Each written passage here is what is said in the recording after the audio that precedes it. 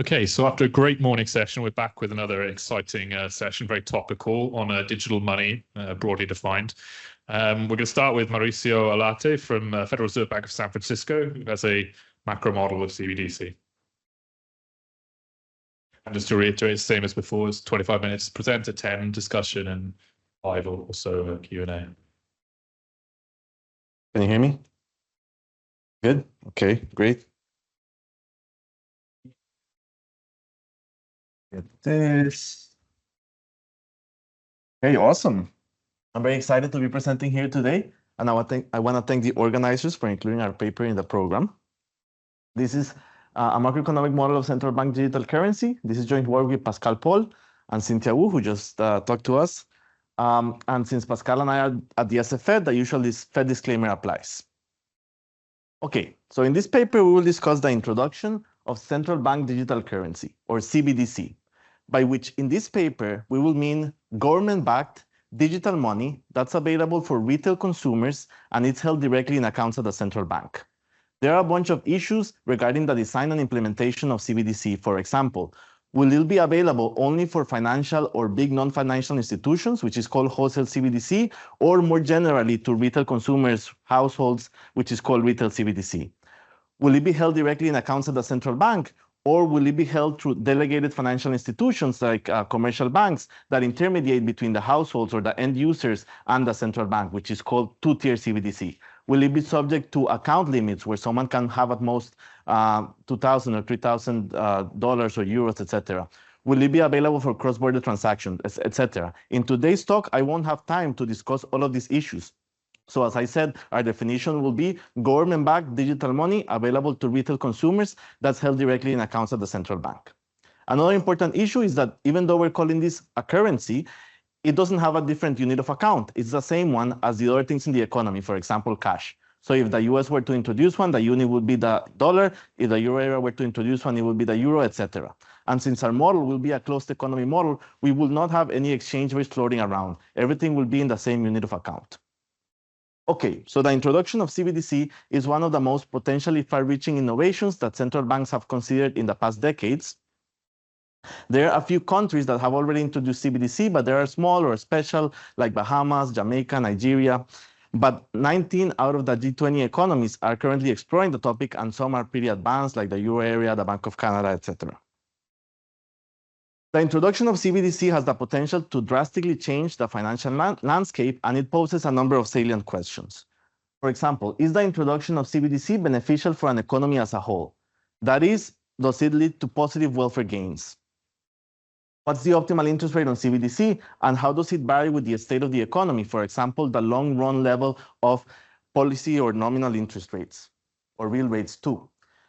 And third, how does the presence of a CBDC affect the conduct of monetary policy and the transmission of different types of shocks, like monetary or technology shocks, to other important variables in the economy?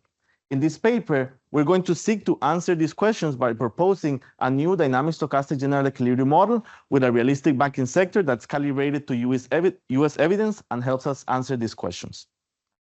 Okay, more specifically, we're going to start by discussing a static and partial equilibrium model of deposit intermediation by commercial banks that is going to have two very important features. There's going to be three aggregate liquid instruments: cash, total deposits, and CBDC, and they are going to provide liquidity benefits to households, and they're going to be imperfectly substitutable. Second, total deposits are going to be an aggregate of individual deposits in N commercial banks, each of which is going to have some market power in the deposit market.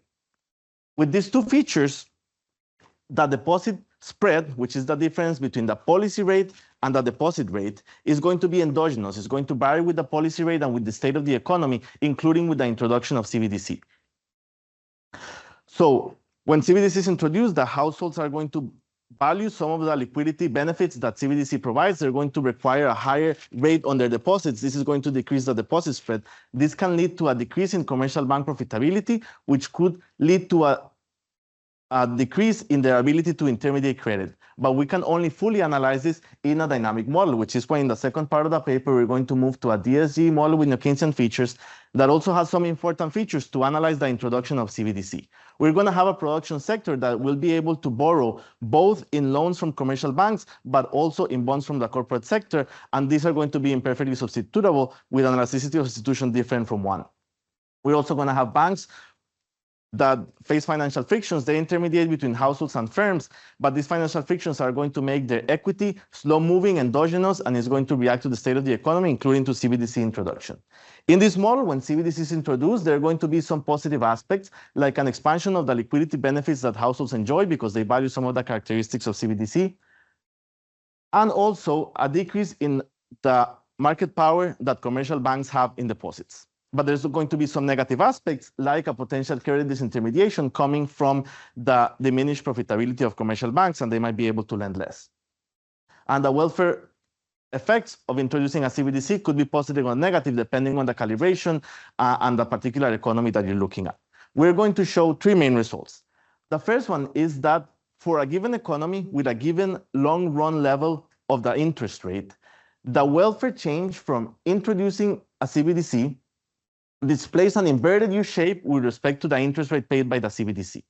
When this rate is very low or negative, people are going to barely adopt the CBDC, so the welfare effects are going to be tiny. But if the CBDC rate is very high, then customers are going to flock to the CBDC, abandon deposits, the credit disintermediation effect is going to be very big, and the welfare effects are going to be lower negative. But there is a sweet spot, which in our economy calibrated to the US is going to be around 0.8% per year interest rate on CBDC, while the welfare benefits of introducing CBDC are maximized.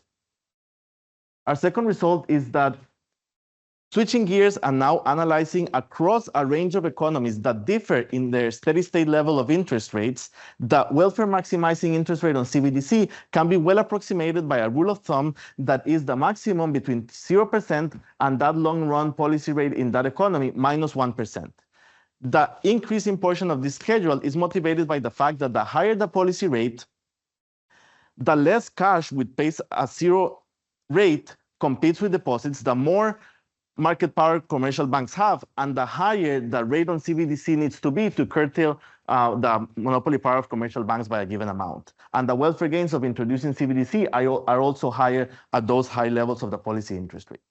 And our third result is that even though there are potentially important steady state benefits or effects of introducing CBDC, and the financial sector could change a little bit, or importantly, the transmission of transitory macro shocks like monetary or fiscal shocks or technology shocks is going to be largely all affected by the presence of CBDC and the interest rate that CBDC pays.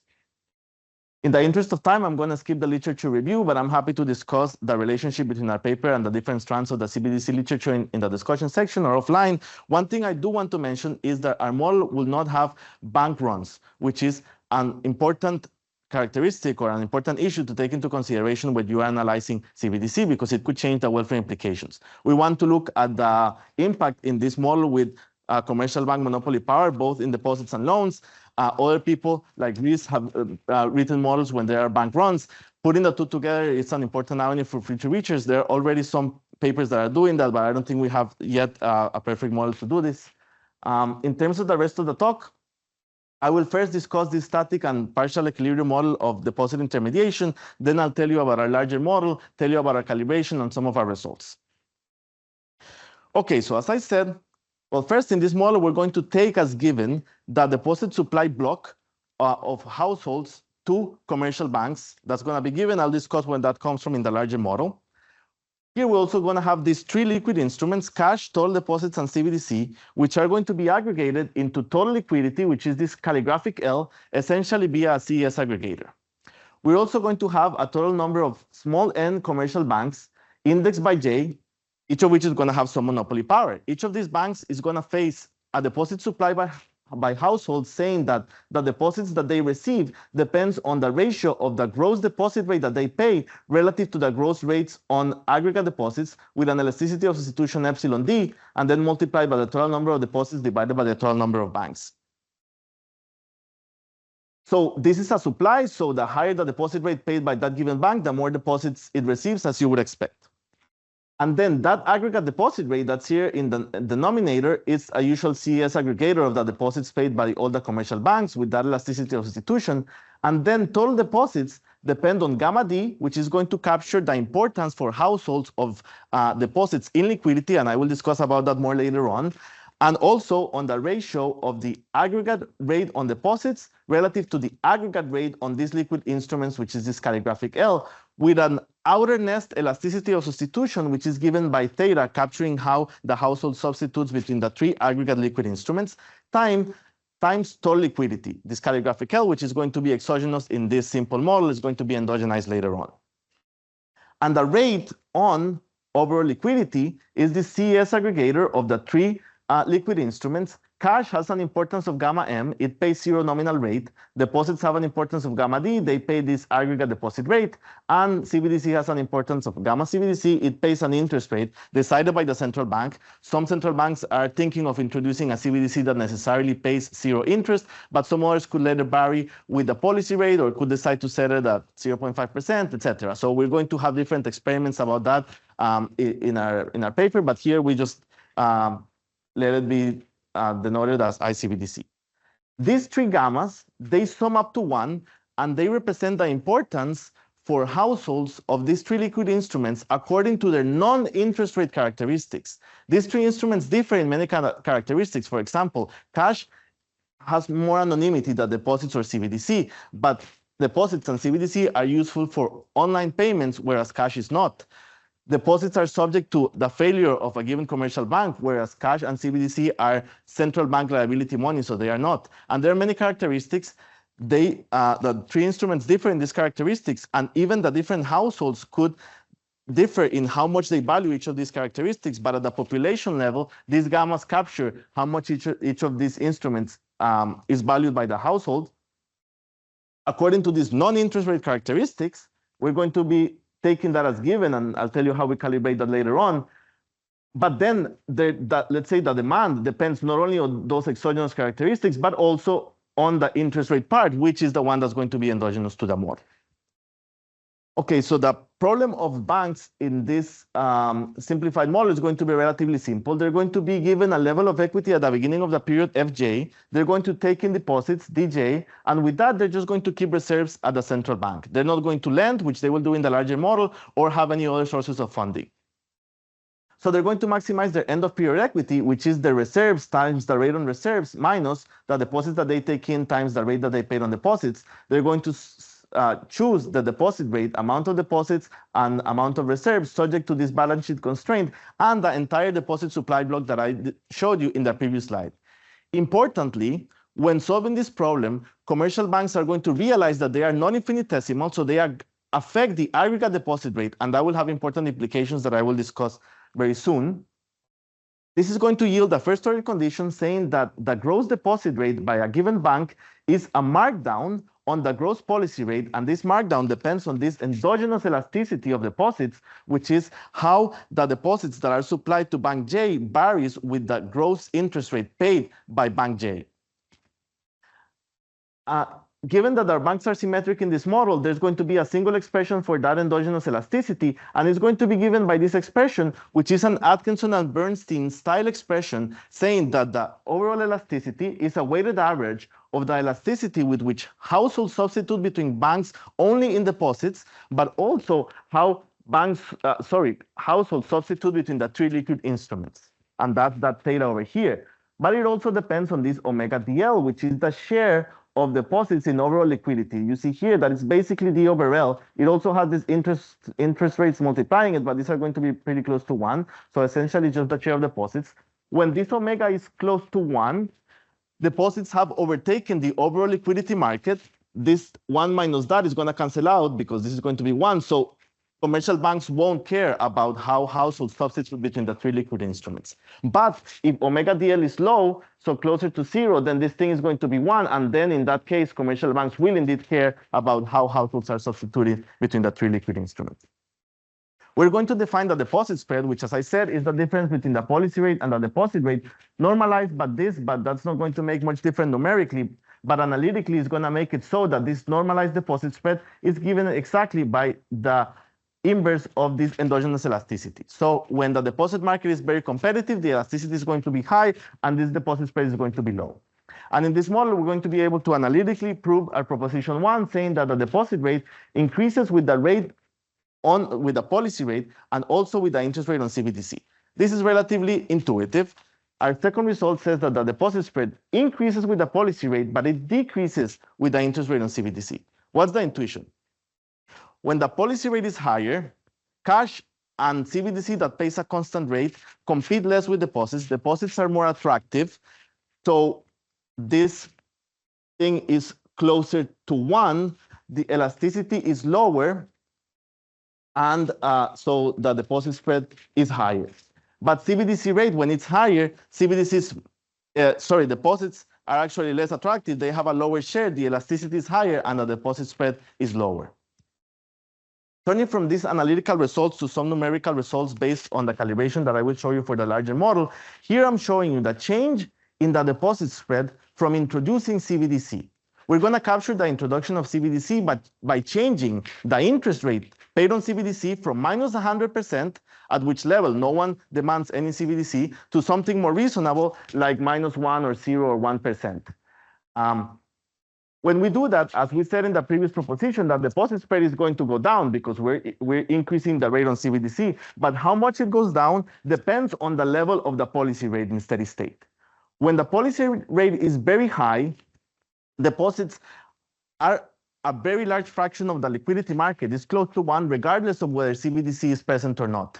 So the deposit spread is not going to change much.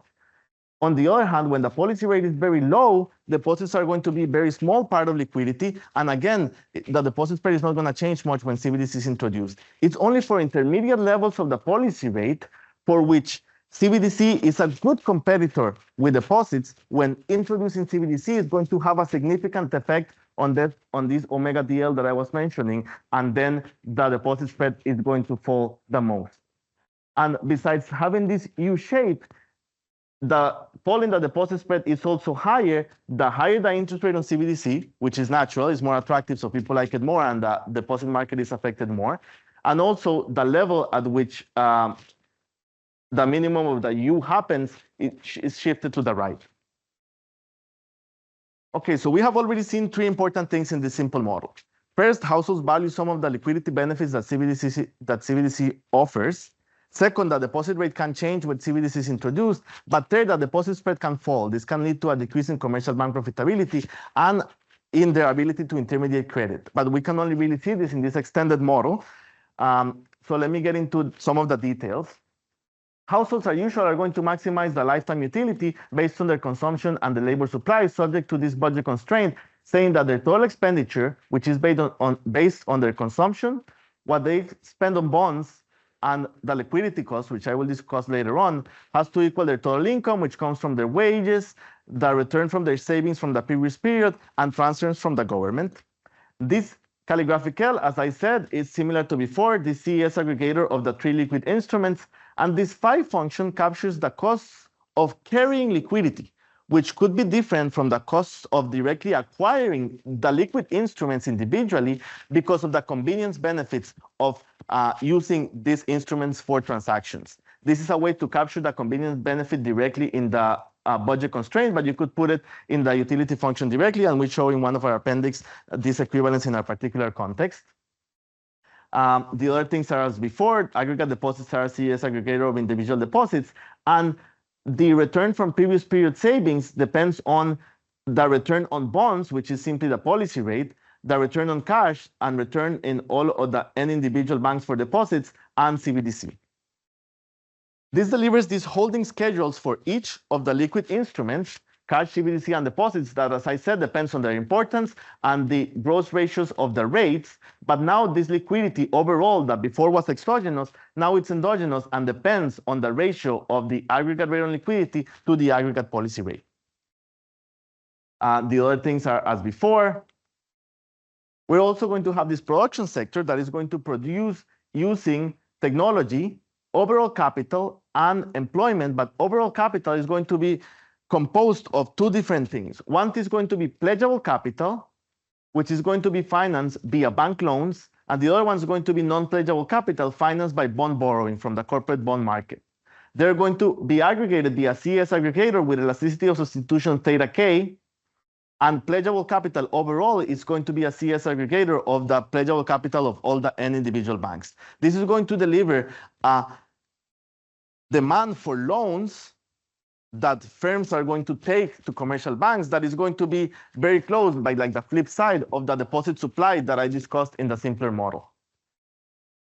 We're going to have other firms like retailers that are going to be subject to nominal rigidities as in the traditional Calvo model, final and capital good producers, a government that on the monetary side is going to follow a Taylor rule, is also going to choose the interest rate on CBDC once it's introduced, and a fiscal part of the government that is going to spend a constant fraction of output. And the bank problem in this extended model is similar to before, but now they do give loans. And they also have some frictions. They are going to have some cost of operation, some cost of issuing loans and deposits, and some cost of deviating from a target level loan to equity ratio. This is all of these frictions are going to make this bank equity slow moving, it's going to be relevant, and it's going to be matter for lending. The end of period resources of a given bank, as I said, is given by the return on loans, which includes the cost of issuing loans, the return on reserves, the costs of issuing deposits, including that new cost of issuing deposits, cost of operation, which are going to be a fraction of total bank equity, and this cost of deviating from a target loan to equity ratio captured by this function psi. And these banks are going to pay a constant fraction of their profits as dividends in each period.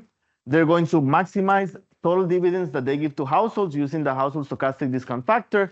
And as I said, these frictions imply that capital is endogenous, slow moving, and is going to matter for credit supply. So when CBDC is introduced and the deposit spread goes down, bank profitability can go down and they can intermediate less credit. This gives rise to some equilibrium conditions similar to the one that I described before, but now you take into consideration the cost of issuing deposits. The loan side is also similar, but this is a mark up instead of a markdown. So the loan rate is a markup on the policy rate, the cost of issuing loans, and the cost of deviating from the loan to equity ratio. So when banks are undercapitalized, they have too high loan to equity ratio, they're going to require a higher loan rate in order to lend to firms. And this endogenous loan elasticity is a weighted average now between the elasticity with which firms substitute between banks in their borrowing, and also the elasticity between pledgeable and non-pledgeable capital, which is that theta K that I discussed before. Okay, I think in the interest of time, I'm going to skip our calibration. I could discuss that more later on. And let me show you some of our results. The first one is that for a given economy with a given level of the long-run policy rate, the gains of introducing CBDC have this inverted U shape. When the policy rate on CBDC is very negative, in fact, as when you send it to infinity, then CBDC is not going to be adopted at all, so the welfare change is going to be 0. Then it increases when the CBDC rate is very high, the deposit intermediation effect is going to win, so we're going to have actually welfare decrease from introducing CBDC. But there is this optimal spot, which is for 0.8% CBDC rate, for which the welfare gains are maximized at around 27 basis points, measured in consumption equivalent welfare change in percent. In yellow, we have the CBDC to GDP ratio, which increases with the rate on CBDC naturally, and the deposit to GDP ratio falls with the interest rate on CBDC. This also makes sense. Some other things that vary, some other important variables like the deposit spread or the share that banks have in overall lending. This is how that moves with the CBDC rate, but in blue we have the pre-CBDC introduction level, and in orange we have when CBDC is introduced. So you can see that if CBDC is introduced with a rate of 0%, the deposit spread falls from around 120 basis points to around 100 basis points. But if it's introduced with the optimal rate of 0.8%, it decreases from 120 to around 80 basis points. And the share of banks in overall lending decreases from around 30% to around 28% when CBDC is introduced.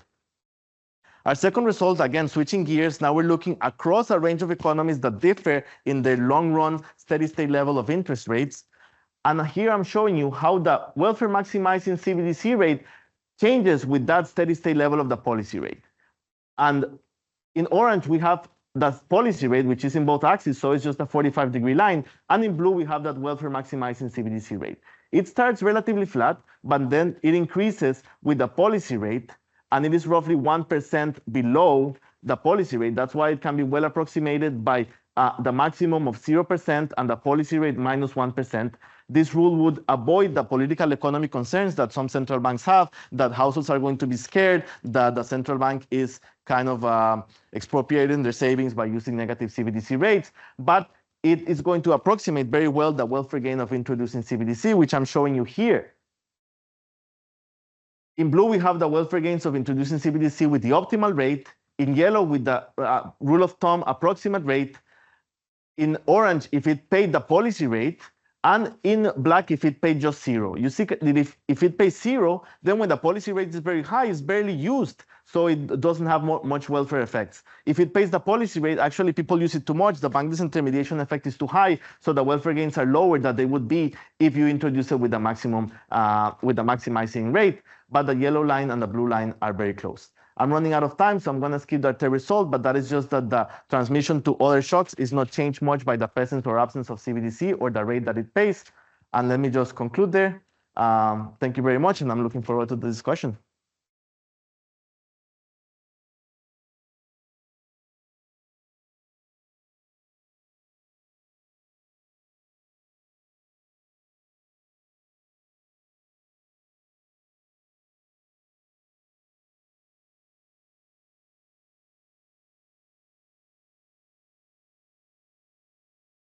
So, good afternoon. And first, I would like to thank Ries for asking me to discuss this paper.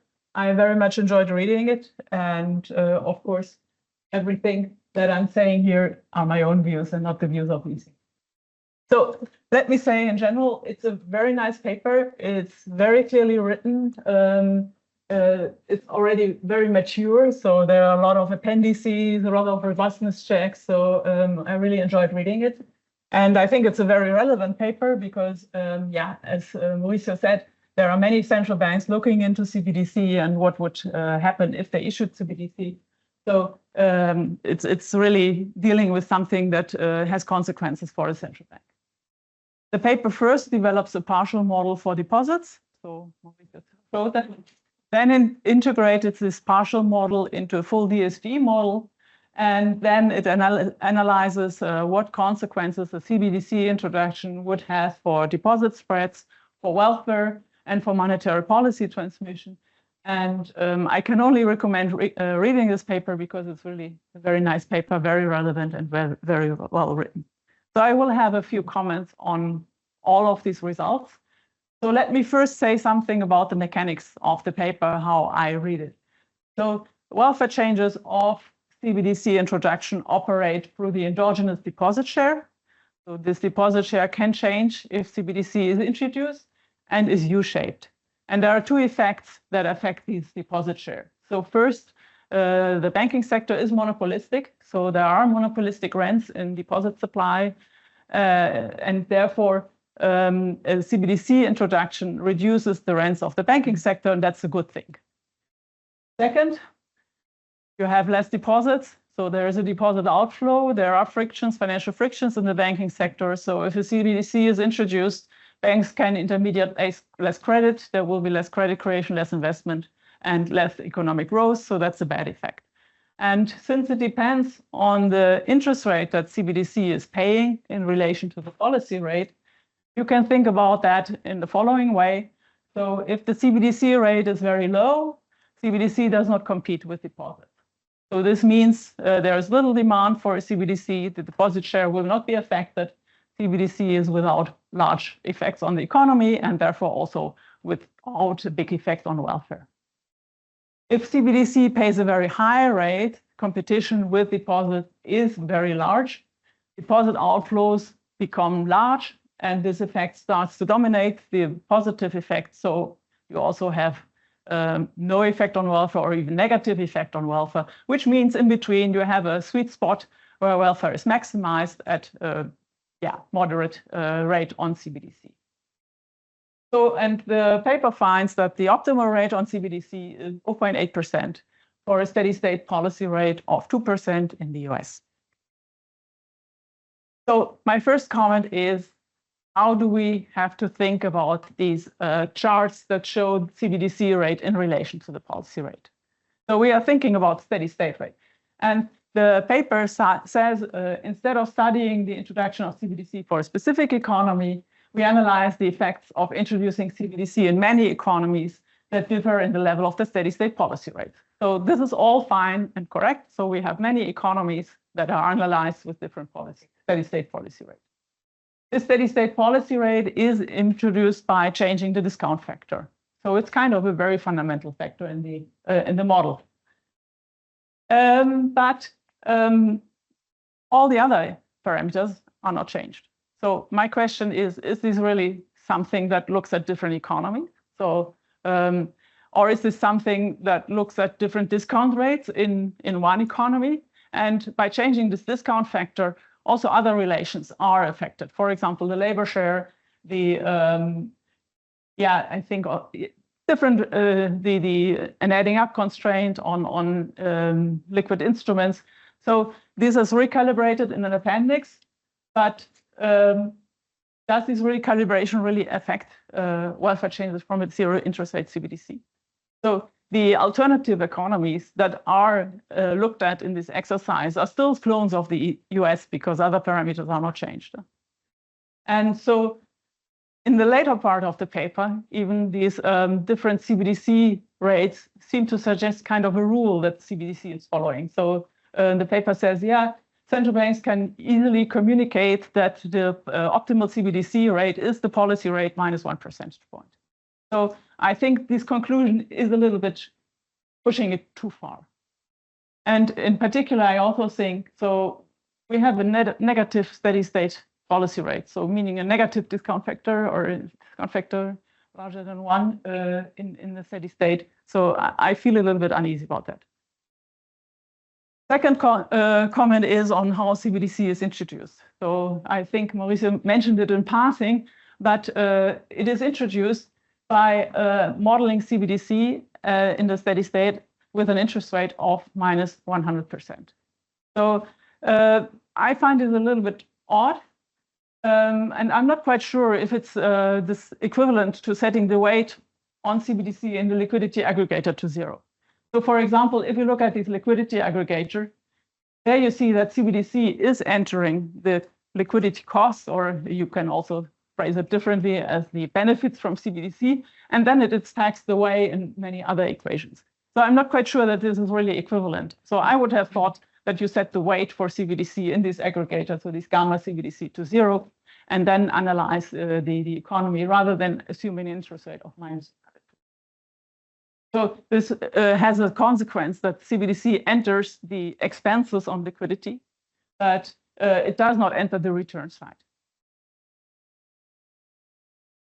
So the paper acknowledges that I think most central banks that are looking at CBDC do not envisage that CBDC is carrying interest. So, so I'm looking now at the welfare gains of CBDC introduction with 0 interest rates, and the paper finds that this is about 22 basis points.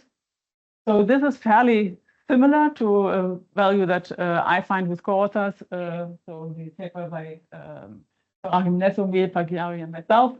So we have a fairly different model, and we get a slightly larger welfare gain. I think it might be explained that you introduce it through the negative interest rate of minus 100%, whereas we are looking at the adjustment of the weight on CBDC, which does, yield. So it means that if CBDC is introduced, it yields additional benefits. And we also assume cost of holding cash. So if cash is reduced, this also would have positive welfare effect. So I think it's fairly reasonable. So both papers come to welfare effect in more or less the same ballpark. I think also the result on the transmission of the monetary policy shock, so that it doesn't affect the transmission of monetary policy shock very much, is also something that is matched in other setups. So this is a table from a survey of the literature that I did with Franz Metz, and we looked at different papers and what this implies for monetary policy transmission. And we have 3 papers, and you can see that the inflation reaction is more or less not impacted, also not the output reaction. The only difference that we find is that in the modeling setup where we integrate a new Keynesian model with a new monetarist model, that the output reaction is somehow slower than in the other model. So overall, I think also here, your paper, your setup is generating very plausible results that are matched with other papers. I stop here. Thank you very much.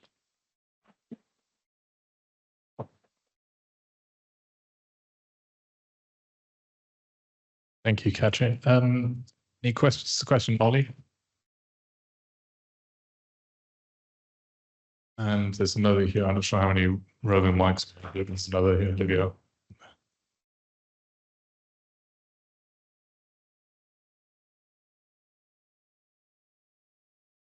Thank you for this presentation. In this model, as I understand it, really got that cost.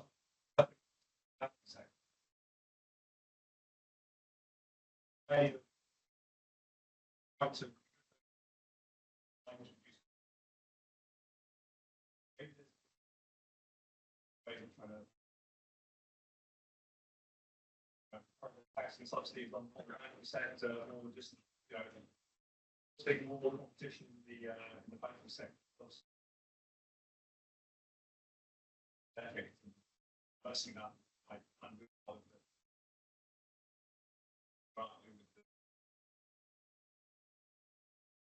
We had another question here, Livio. Is it?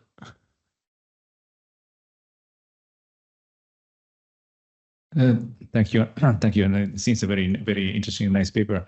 So a question which is a bit related to what Katrin was saying, the zero interest rate. So I see many papers that, not only yours, but also other papers that, take the non-zero interest rate as an important possibility or option, but all main central banks are, People Bank of China, ECB, and so on. They all, signal very clearly they want a zero interest rate. So what do you think is missing in the models that, so either the central banks are, lack imagination or something is missing in these models, because in reality, nobody's really considering a non-zero interest rate. So I wonder what is your take on it? Thank you.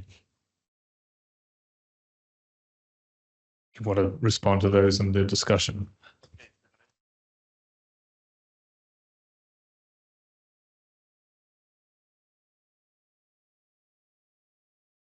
Okay, can you hear me? Okay, great. I guess I'll start by, okay, I'll go in reverse order.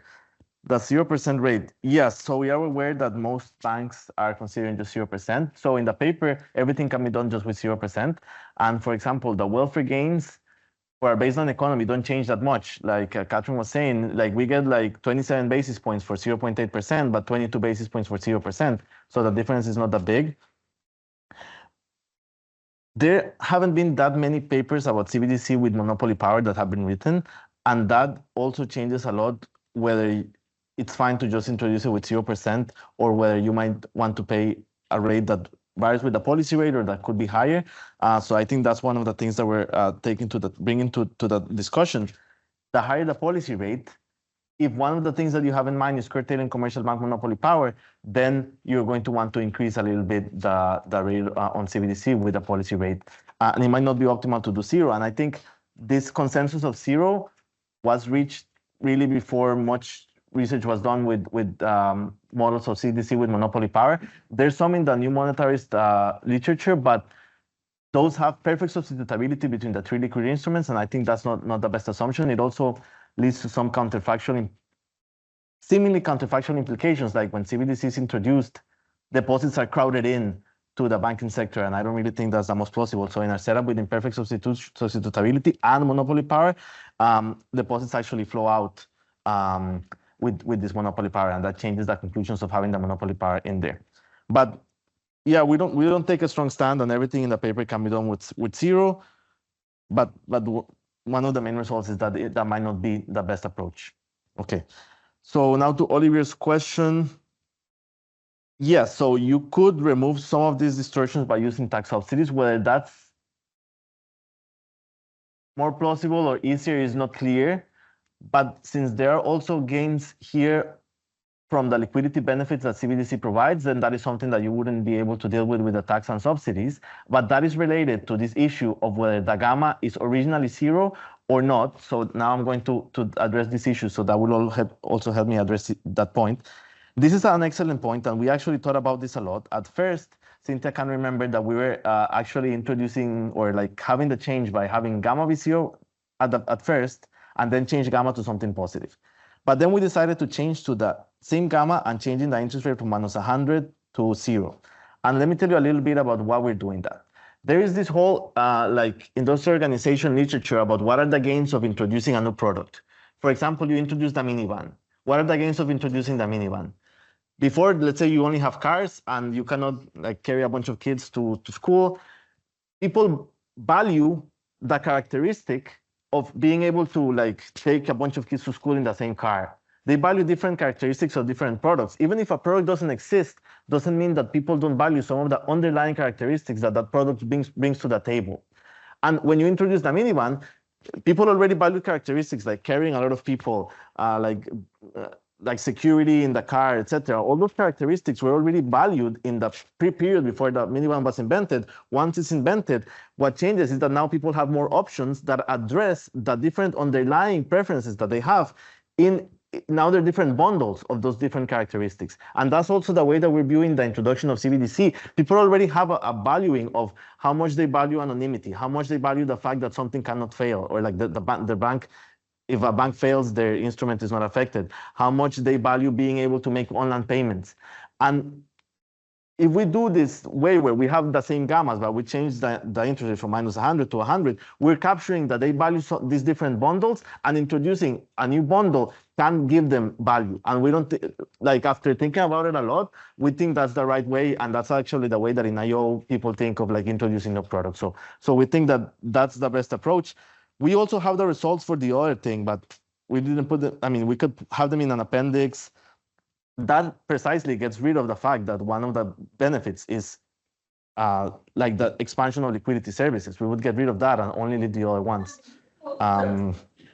Okay, so then the one or many economies. Like this? Huh? Sorry, is it okay? Do I have more time or should I stop? I think so. You did do it. I think I've just seen some stills from it.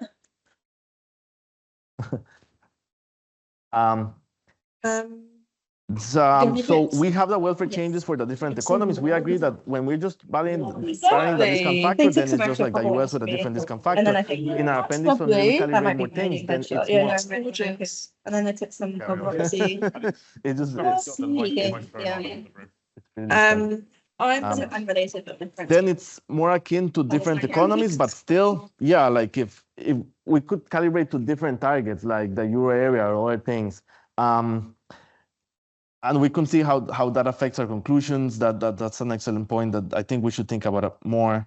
And where we're pushing our conclusion too far with this kind of rule of thumb, because it depends on business cycle versus long run changes. Yeah, we're envisioning the rule of thumb as something that is varying with the long run changes in the economy.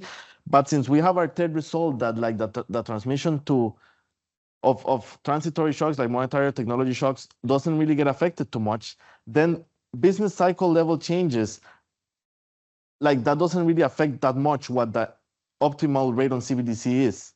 So in that sense, it doesn't really make much difference if along business cycle fluctuations, you leave the CBDC rate fixed or you change it with the policy rate or not. That doesn't really make much difference. But what you do with the rate on CBDC in response to long run changes in the level of the policy rate, that is more relevant. But that's something that also we should discuss more and maybe think a little bit about more. And then your third and fourth points, that's super useful for us. I think we need to check those papers more, see how our results compare to those other models, and then try to understand better why. I don't think I have yet a great intuition for a result that the IRFs are not affected too much. I have some intuitions, but let me just leave it there. But thank you so much for the discussion and for the questions. Excellent. sense. So we'll continue sort of on this theme with Lorenzo from Princeton and speak about digital currency deposit substitution and credit, which we have already been.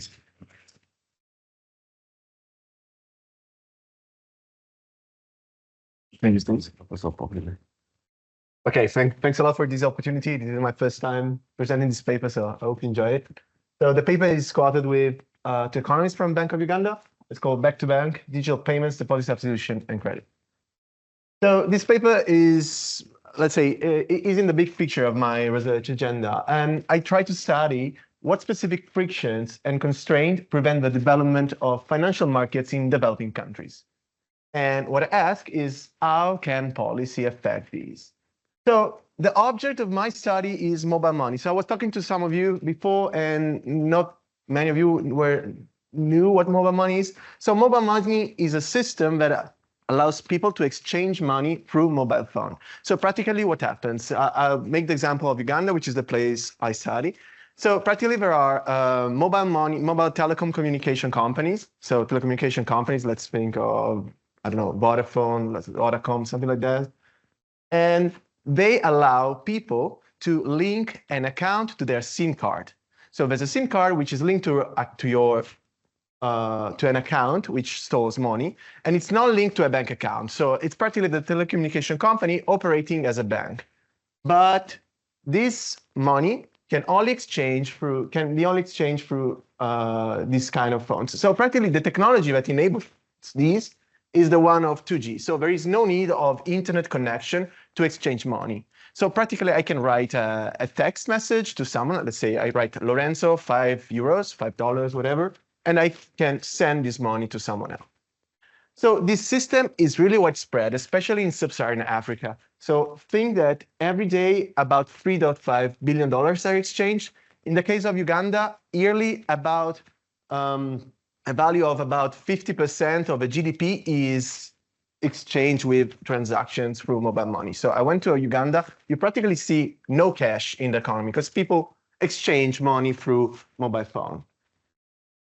This system is very widespread because it doesn't need an internet connection. So you think that in sub-Saharan Africa, there are many places which are not reached by internet, and you just need a phone like that. So I'm happy to be young enough not to remember it, but so you just need a very old phone, so not a smartphone, and you can exchange money using this kind of phone. However, so the literature on mobile money is growing. There are a lot of papers on the positive effects of introducing mobile money on households. So like they study risk sharing, saving, remittances. However, there is pretty nothing on the regulation of this system. And here's where my paper comes. So what I study is a very widely discussed policy in all sub-Saharan Africa. So practically many governments are discussing the introduction of a tax, which would be put on each transaction through mobile money. So this is what happened in Uganda. One day the government woke up and decided to introduce such a tax. This tax obviously has positive effects somehow, because as you know, in sub-Saharan Africa, there are many governments who are facing a rising national debt. There's the rising need of formalizing the informal economy. But I mean, the first question that comes is, who is this tax going to burden? So this system is, as I was saying, is especially used by poorest people living in rural areas, because those areas which are not served by formal financial systems like banks, for example, because banks don't have branch, for example, in rural areas. So this is the only system people can use to have a sort of digital financial system. The other question that comes is how this policy can affect competition with traditional banks. So here comes my research question. Do digital currencies disintermediate banks? If so, how these affect the credit market and how these affect financial inclusion? So I will give you an outline of my paper. So I present in the paper, I don't present it here in the slides, a toy model of trade-off between convenience of storage of money, and transaction cost. I will try to explain what I mean later on. Then I will show my identification. My identification comes from this unexpected tax on mobile money, which abruptly increased the cost of making transactions for mobile money. And what I use is as let's say heterogeneous effect, is the geographical heterogeneity in access to mobile money substitute, namely cash and bank deposits, but I will show it later. The innovations of this paper, I tried to provide some evidence on substitution between bank deposits and digital currency. I also provide an innovation in terms of data. It took me 2.5 years to convince the central bank to provide me the data, but I have access to the universe of mobile money transactions. So this is actually the first paper who uses administrative data using this kind of transactions. In the final outcomes, I try to use this shock. So I provide a bunch of interesting results, at least for me are interesting, but on how the usage of mobile money, the usage of cash, and the usage of deposit changed. But then I use this as a sort of liquidity shocks to banks. What I show is that there is a change in the provision of credit by banks after the tax.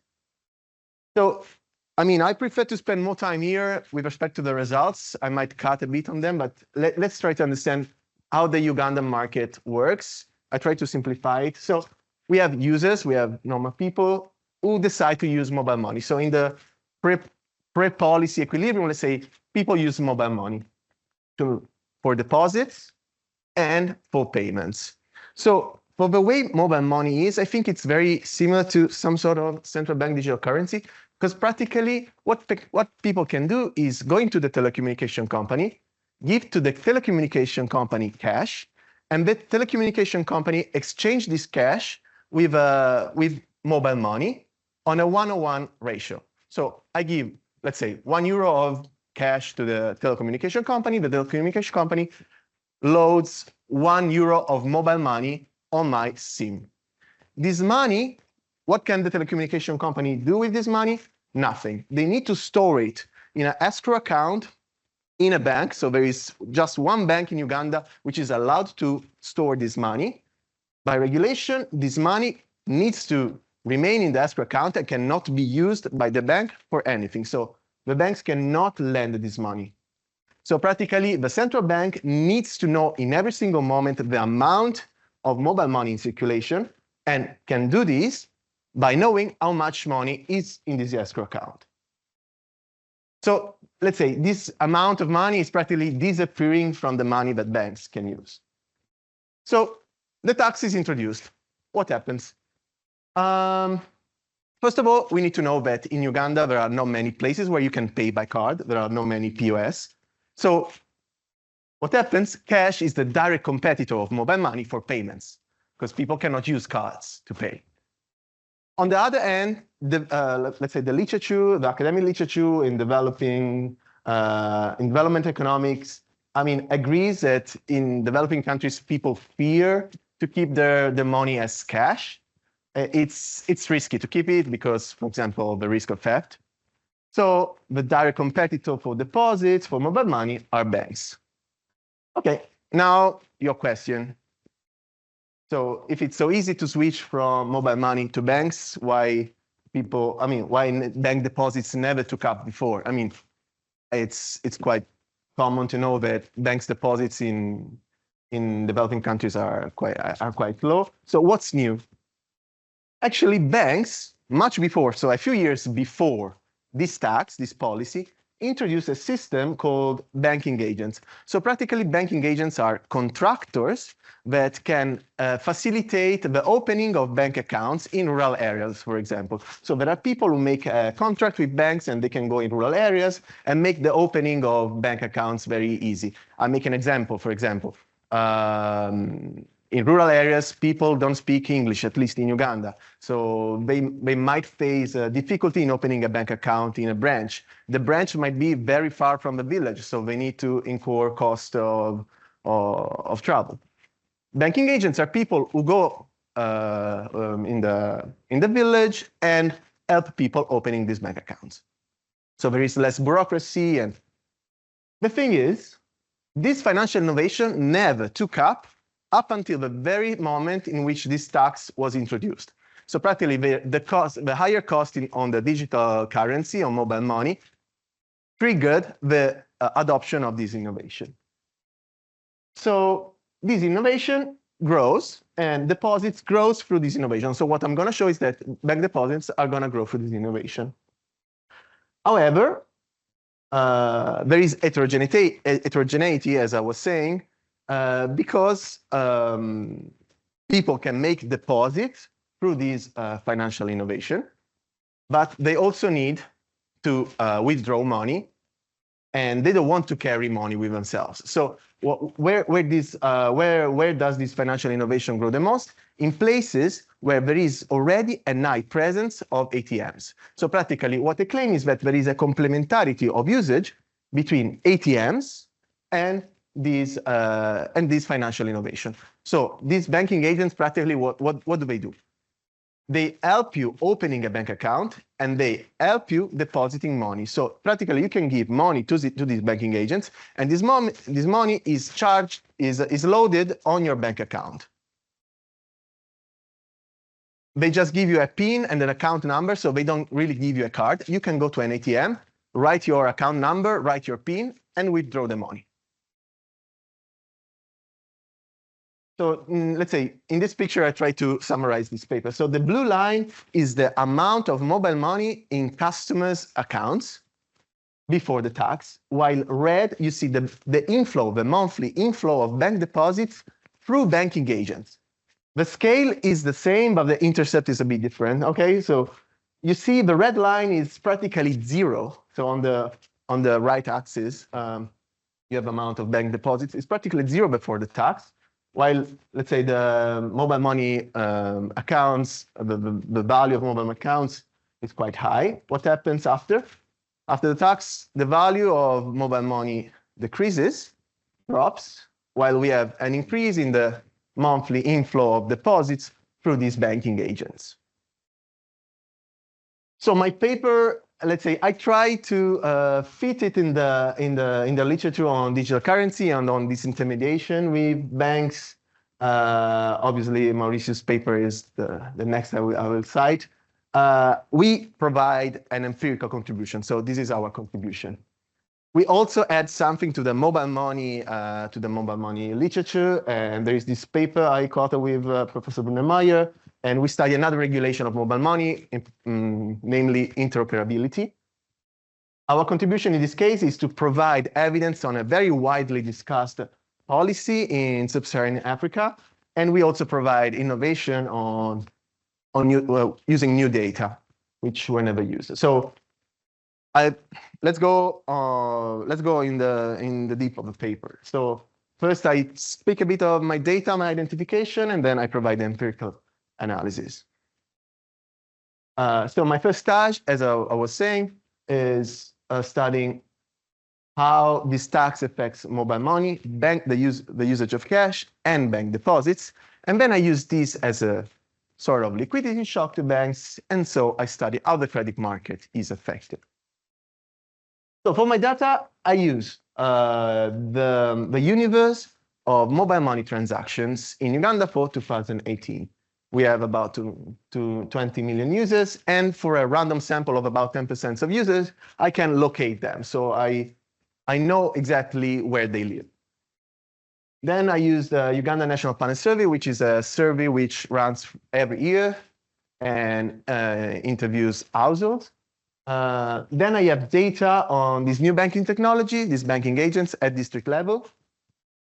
I have data on monthly and quarterly balance sheet of banks. And then I have access, and this is another very nice data set on the universe of loans provided by Ugandan banks. And I have a bunch, I mean, let's say a lot of information also on borrowers and their characteristics. So my identification, as I was saying, this tax was, it was nice to study this because this tax in Uganda was literally introduced overnight. So people didn't know about this. The government wanted to let's say, surprise the users. This induces a shift in the technology, as I was saying. So there is a shift from mobile money to bank deposits. And as I was saying, there is a geographical variation provided by the presence of ATMs, which, as I was saying, have a sort of complementarity. They facilitate the adoption of this new bank-related technology. So I use various level of analysis, user, household, district level analysis. And for these, I use the districts in the top quartile of ATM density. And then I provide a bank level analysis. And I use the banks in the top quartile of ATM market share. Eventually, for the credit, for the analysis on the credit market, I exploit the bank lending channel method proposed by Quaja and Mian in 2008. So let's wrap up a bit the results. Then we go into the analysis. So we have the mobile money tax, which increases the cost of mobile money. This leads to a reduction in the usage of mobile money and triggers the adoption of a new technology. So we have an increase in the adoption of this bank-related technology. This increases the deposits made for banks, but also increases the usage of cash and ATM withdrawals. So practically, we have a liquidity shock to banks, which witness, let's say, an increase in deposits, but they also witness a higher turnover of deposits. So what's happening practically is people go to banks, they deposit their money. Since this money cannot be used to pay because there are no POS, people cannot pay by card, this money needs to be withdrawn very frequently to make payments. So there is, let's say, there is a new thing with liquidity management of banks. This leads to a bunch of results, so we show them later. One, I mean, the most interesting probably is a reduction in the loan maturity of new credits. Because practically what's happening, banks need to cope with the constant and higher demand of cash. So this new liquidity needs to be repaid very quickly to face the increased demand of cash. So all my paper is based on two identifications, practically an event studied specification and a different difference. Obviously, I include individual and whatever fixed effect, time fixed effects. And as I was saying, I'm using this heterogeneity for the top quartile of ATM density and the top quartile of ATM market share. All results I'm going to show now need to be interpreted like this. And so practically is the differential effect of the tax on individuals, banks, or whatever in the top quartile with respect to the other quartiles. Obviously, I provide a bunch of robustness. They were not in the version I sent, but they are in the new version. So first results. Can I ask you how much? Yeah. Thanks a lot. So the first one is the results on mobile money. So after the tax, we see that individuals living in districts with a high ATM density decrease their usage of mobile money relatively more to other individuals. Using the difference in difference, then we see that this decrease is of about 10% more. So there is a decrease in the usage of mobile money, especially in those places where substitution with other means of payments, so cash and bank deposits, is easier. I provide also results using other measures, and I use the panel survey data to confirm the results. I adopt a method proposed by Rasul and Bassi. Okay, then what I show is that there is an increase in the adoption of this bank-related technology. So again, my event study results show that after the tax, in those districts with higher ATM density, there is a significantly higher increase in the number of these banking agents, of these contractors. So these results were at district level. I have this data also on the bank's balance sheet. So for each bank, I know the result. And this copy actually the other results. So also for those banks who have a higher market share of ATMs, those banks see a relatively higher increase in the number of contractors. Then we go to the results on deposits. So the first thing I show is that there is an increase on the inflow, so the monthly inflow of deposits through banking agents. So this actually, I'm showing that these banking agents increase the monthly inflow of deposits to banks. let's go ahead. I also provide event study specification. So again, I show that in those districts with high ATM density, there is a higher increase in the inflow of deposits through these contractors to banks. Then I go to the bank's balance sheet, and what I show, and this confirms, let's see a bit my story, I show an increase in the stock, in the monthly stock of deposits, okay? But which kind of deposits?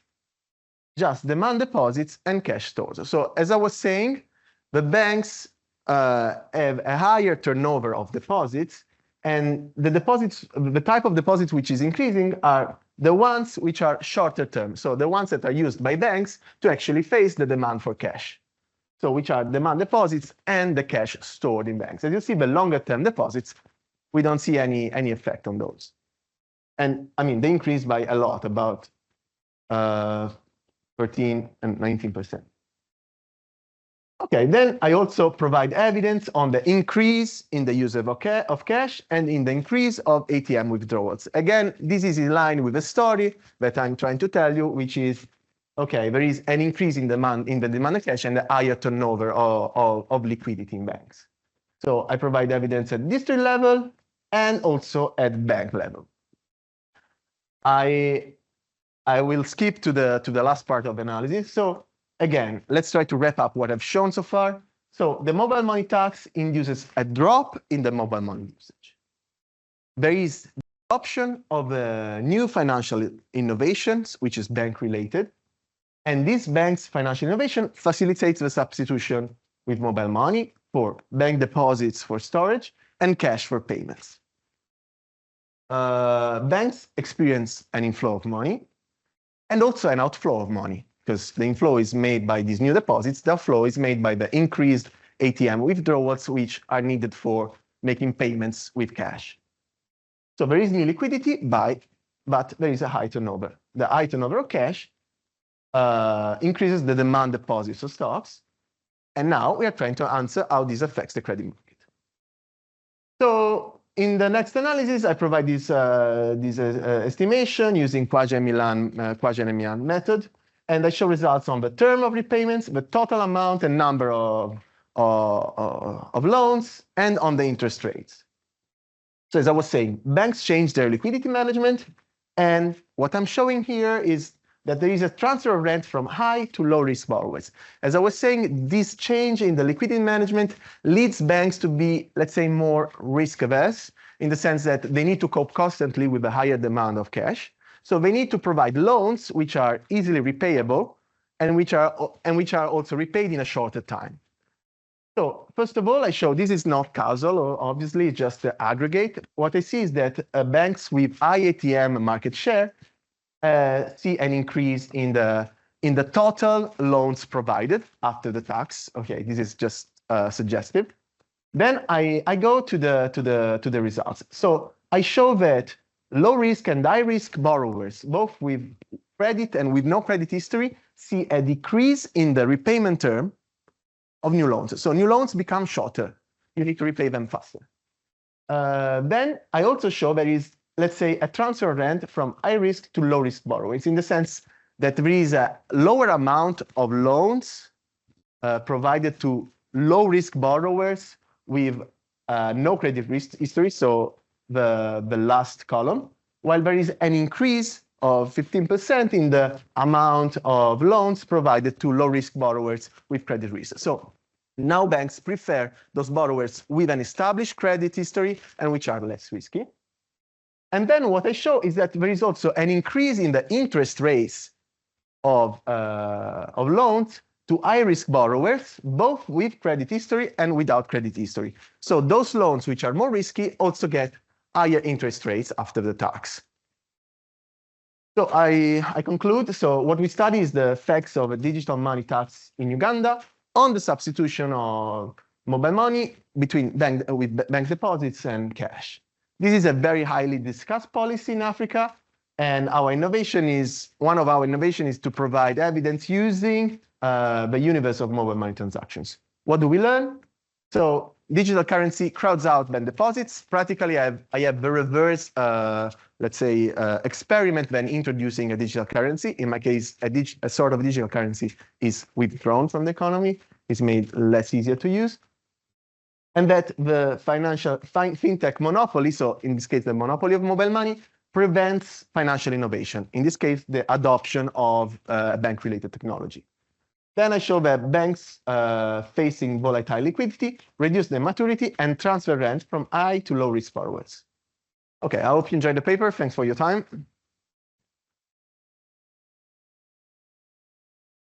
Great. If that was the first time you presented it, you hit 25 minutes right on the nose. So well done. And now we have the discussion from Ilknur, the board of governors. Oh, you can hear me, I assume. Great. I'm Ilknur. I'm an economist at the Fed board, so this presentation comes with the usual disclaimer. But first, thank you very much for the invitation. It's a pleasure being in London, as always. Let me go through on what they did in this paper. This session, we're going to be all talking about this, but in the end, there's a substitution, there's a possible substitution or imperfect substitution, if you like, between the bank deposits, cash, and the digital currency or mobile money in this case, at least for the means of payment. So mobile money is more efficient than cash, and it has lower access cost than the deposits, but also I can get interest on the deposits that I put on money. So given the potential substitution between them, there are two main questions they're asking. The first one is that how does the changes in this cost of money, cost of mobile money, trigger a shift to the cash and bank deposits, and also how this substitution affect, in the end, bank liquidity and credit provision. So this figure, Lorenzo already showed it to you, but at least for me, when I see that, I was like, oh yes, something has happened. It is very clear, this drop, the huge drop all of a sudden happening, and they exploit this unexpected mobile money tax introduced in Uganda. I was skeptical that it was unaccepted, but actually I was convinced that it was unaccepted. There is as well talking a bit of on the search on the Google, and apparently on Google Trends, people started to look for tax only after it was implemented. I was skeptical because clearly that is not the first African country that faces that tax, but it seems that it was very sudden at least. And they are using these diff and diff and even study approaches to do the identification. I will not going to go through findings, but I would like to highlight one thing here, because that I will going to talk a little bit. Whatever is this the finding, that we are talking as an interpretation that, for instance, mobile money usage drop for individuals residing in higher ATM density district than the lower ATM density district. And this density of the ATM that it is used for the proxy for heterogeneous access for the mobile money alternatives, aka banks. Well, I find this paper super interesting. I mean, at least personally, in a level, like when I read this abstract, like on something weird data, interesting questions and things, like you wanted to read the paper. And this is using some novel and very detailed regulatory data. And I think that is important contributions done on there on the central bank digital currency and the banking. It is well written. It's a very thorough implementation. I was surprised that you are presenting this work for the first time. I was sure that it was developed well enough. So because I was like, oh, okay, maybe this, whatever I was thinking, it was coming later in the paper. And results are everywhere with, like, I don't know, 5 appendices, like, you know, many tables, many figures, so on and so forth. I still have some suggestions, but clearly at your disposal. So let me start the first part on the bank liquidity and the credit dynamics. So the narrative is that, which you already explained very well. So there's a tax, and this post-tax, the cost of mobile money increased significantly, followed by a significant drop in the usage of this mobile money. So households switched to cash and bank deposit, bank liquidity increased. So far, so good. Well, there is, I would call it as a consensus in the literature that larger the bank liquidity, especially coming to the bank deposits, we're going to end up with higher credit provision, which was as well what my colleague showed you at the beginning of the first presentation, right? Like this is happening.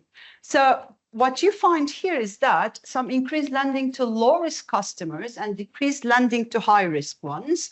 But first thing first, I did not get what your aggregate effect is. Did you find a positive relationship or a negative relationship?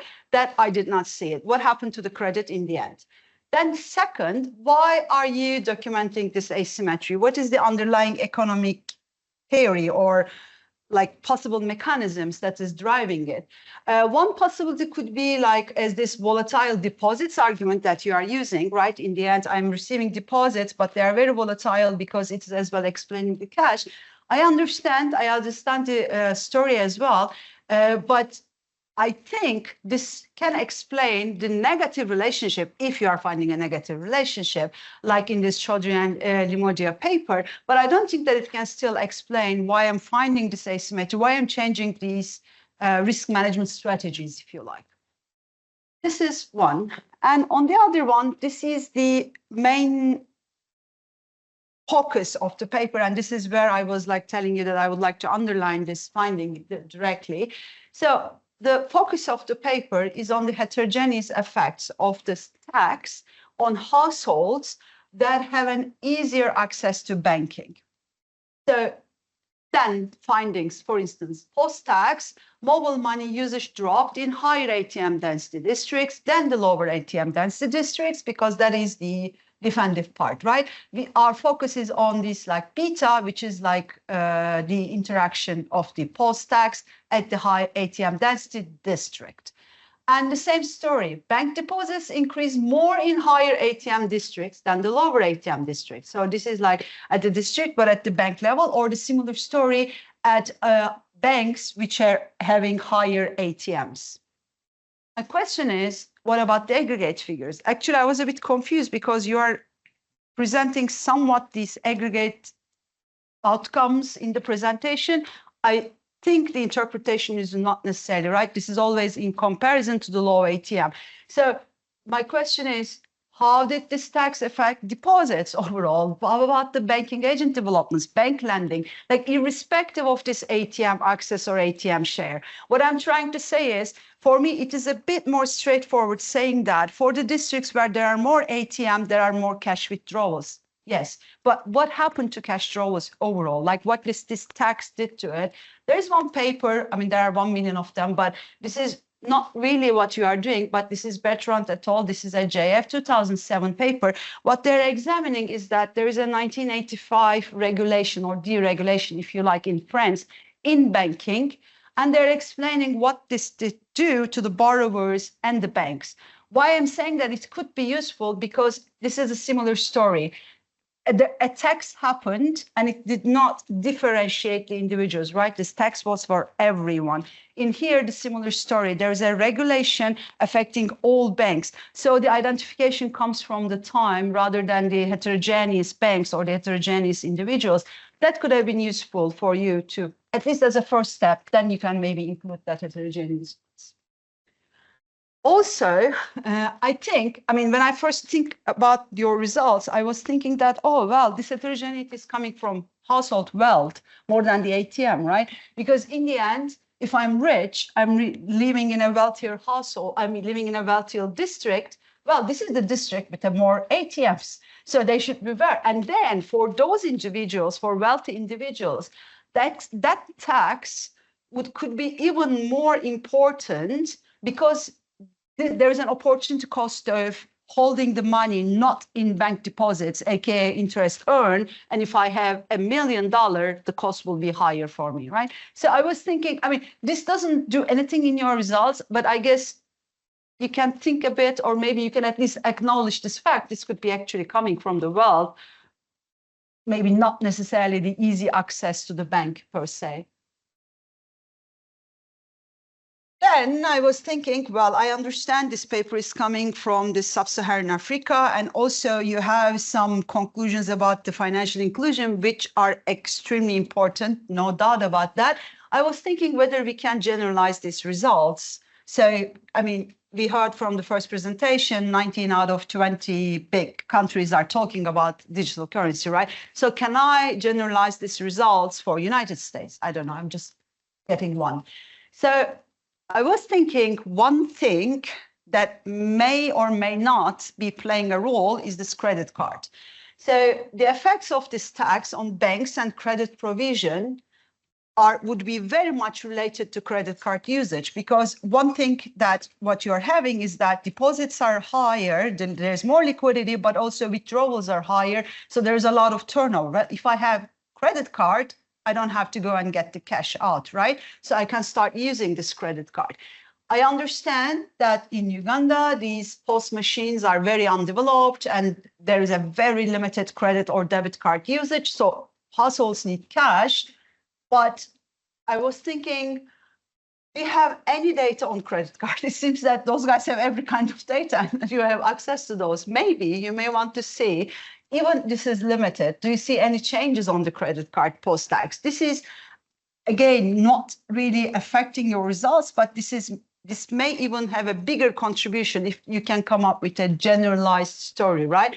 Or does it mean that your findings would be vastly different for developed and even emerging economies, like given the currently very wide usage of those POS machines and the credit cards? And the other thing is on the banking agents. I needed to Google so many things in that paper. I had no clue about Uganda, and there were so many concepts popping out. One of them is banking agent. This is what I found from the independent Uganda. It says that agent banking system was first approved in December 2017 and launched in April 2018. So if it is launched in April 2018, again, a reminder, the tax is introduced in July 2018. How can you conclude that this tax triggered the banking agent? Well, banking agents were already introduced there. Of course, they would be increased, right? Like this is the need and this is what was happening. Also, I find it difficult to understand why banking agent usage increases in high ATM district. Didn't they introduce for inclusion? So they're supposed to be making more usage in the low ATM districts, right? In rural areas. I realize I like using the word also. So I was wondering, what are those districts? How did you identify them? Maybe they are like MSA in the US. I have no clue, but I didn't understand. What are they? Are they comparable in size, in population? In the figure 2, which you already showed there as well, I see that this household in high versus low districts were already behaving differently on deposits and withdrawals. They were like statistically different from each other. Does it mean that this parallel trend assumption is not there? Maybe that will be a good idea to see them.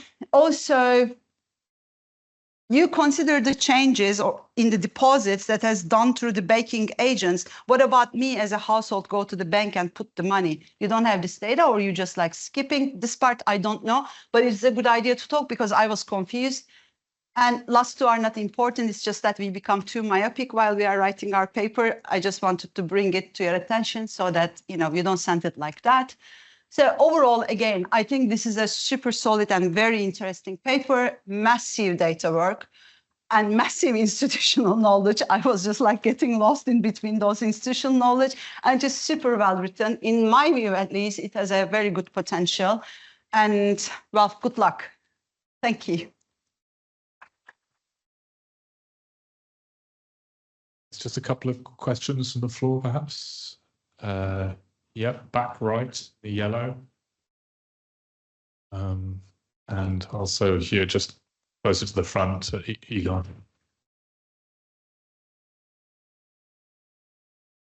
Thank you. My name is Tolu. I run a global wellbeing and inclusion consultancy. I'm also from Nigeria.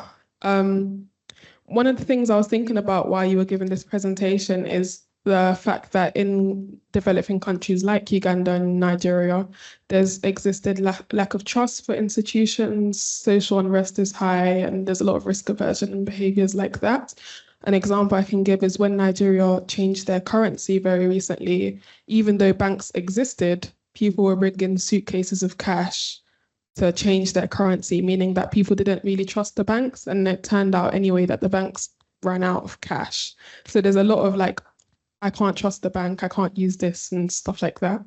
I guess my question for you would be also actually, another thing was that in the high wealth areas, they've got electricity, but in the low areas, there's not a constant power. There's no constant power. So if you have to have your phone, for example, to make a transfer, it does make it a little bit difficult if you know you're not going to have electricity, which might be why there was a higher amount of uptake in high wealth areas because they have electricity. My question for you would be, what psychosocial factors and perhaps considerations like risk aversion and corruption have to be taken into account for developing countries to actually make the move to banks? Because I don't think it's a case of going back to banks, because I don't think they actually have properly gone to banks in the first place. And just a few rows in front, you go here.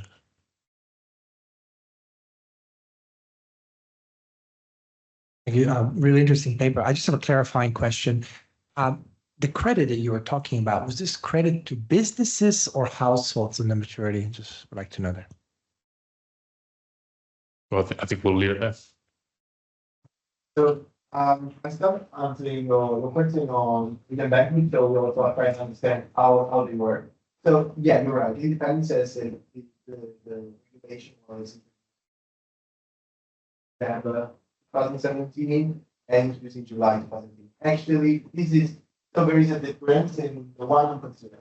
The sense that the actual regulation of the central bank, so the exact moment in which banks started being allowed to provide digital banking services was July 2017, so 1 year before my platform.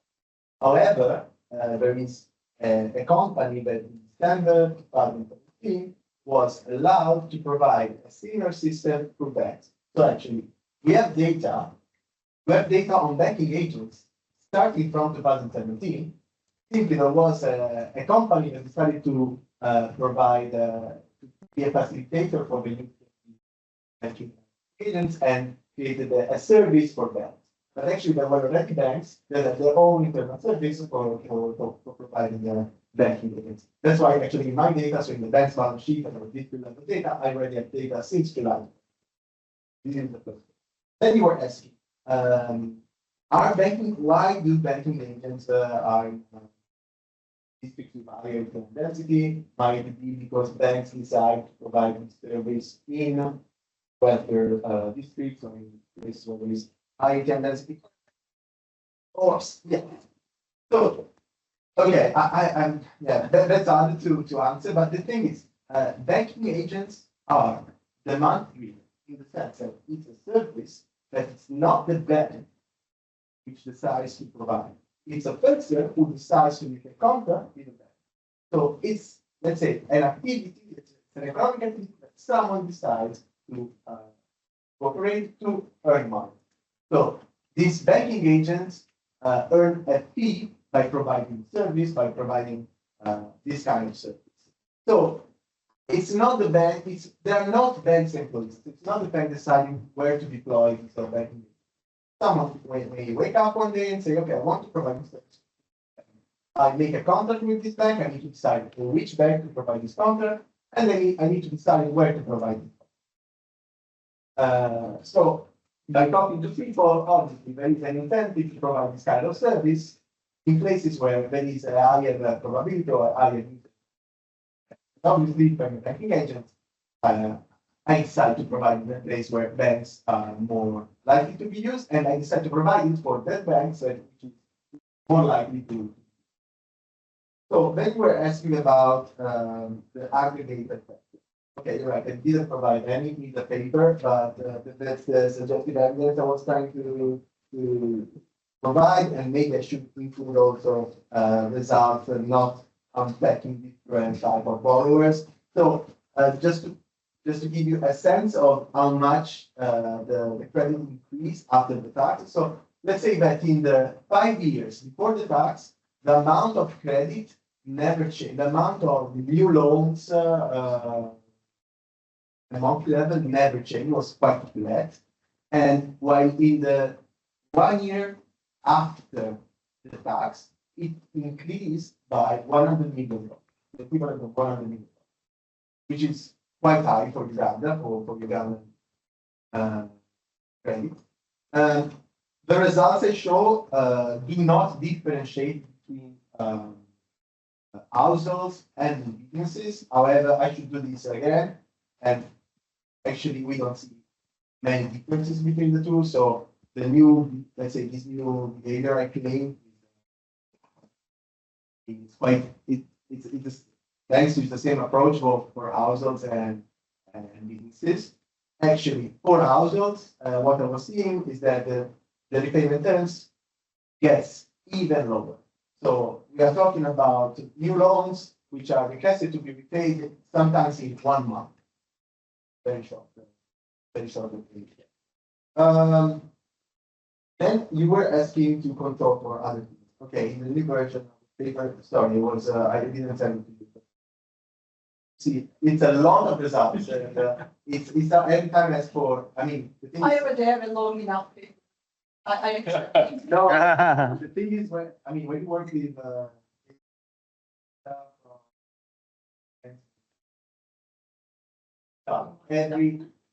every request takes months.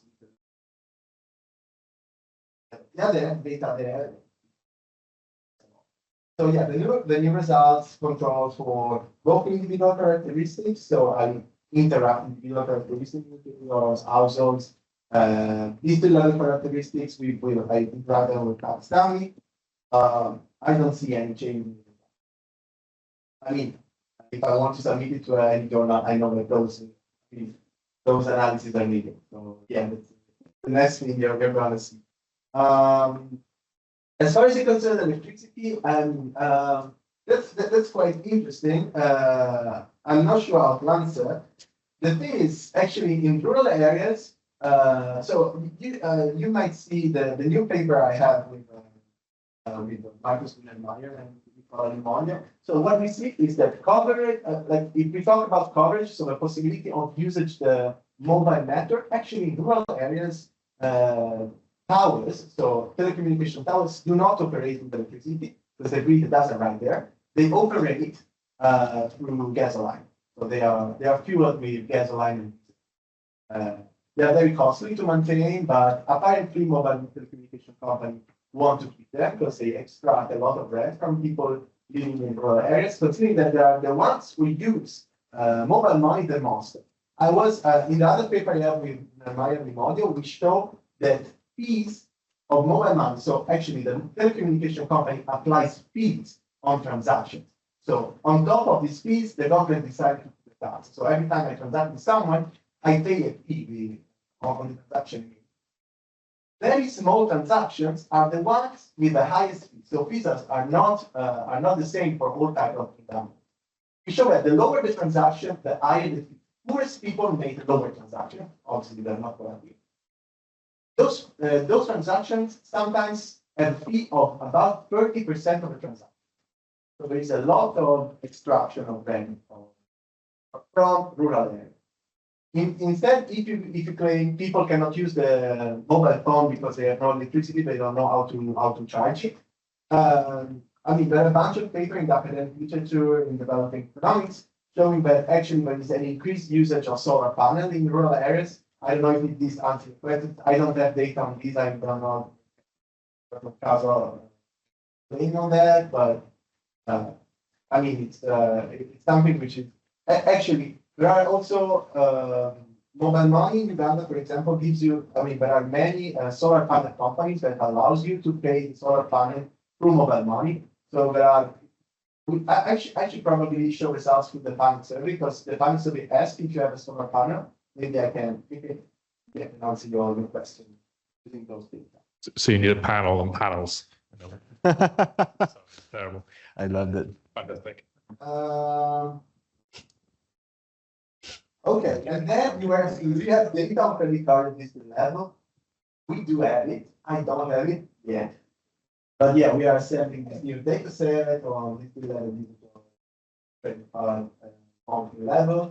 I hope it will be soon. But it's hard. Every time I need to run analysis, I need to come to Uganda, run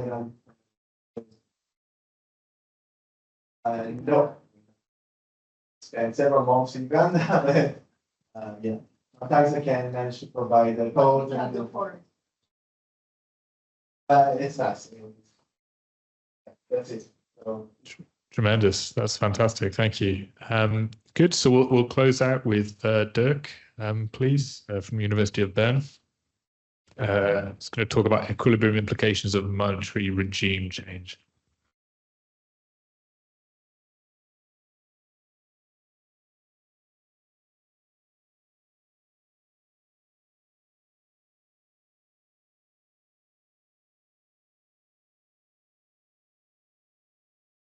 Okay, well, thanks very much for having this paper on the program. Thanks for coming. This is about financial architecture change. What I mean with this is that the architecture as we know it of the monetary system, of the financial system is in flux. There's quite a few things changing. There's this discussion of CBDC we've had today. There's cryptocurrencies, crypto assets coming or not. And all of this will change the landscape of banking, of finance, of monetary exchange. And the question I'm interested in is, what will be the implications of this for from a macro perspective? And we've seen many papers. We've seen also some papers today already that, again, we're focusing on the macro implications of CBDC. But these are all answers that are given in a very specific framework. And you might ask, or you might wonder what the implications of these changes are if we make very few assumptions, if we try to take a very abstract perspective in order to get insights about the general mechanisms at work or the general implications of this financial architecture change. So that's what I'm trying to think about in that paper.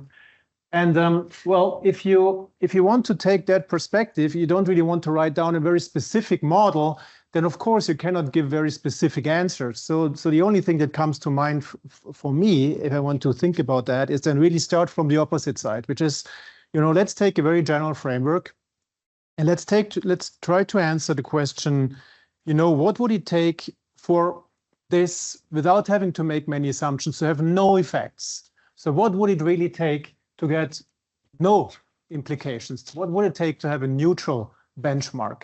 And once we have that, then again, that's my inclination at least, and it's much simpler to start to think about what are the breaking points of these neutrality results.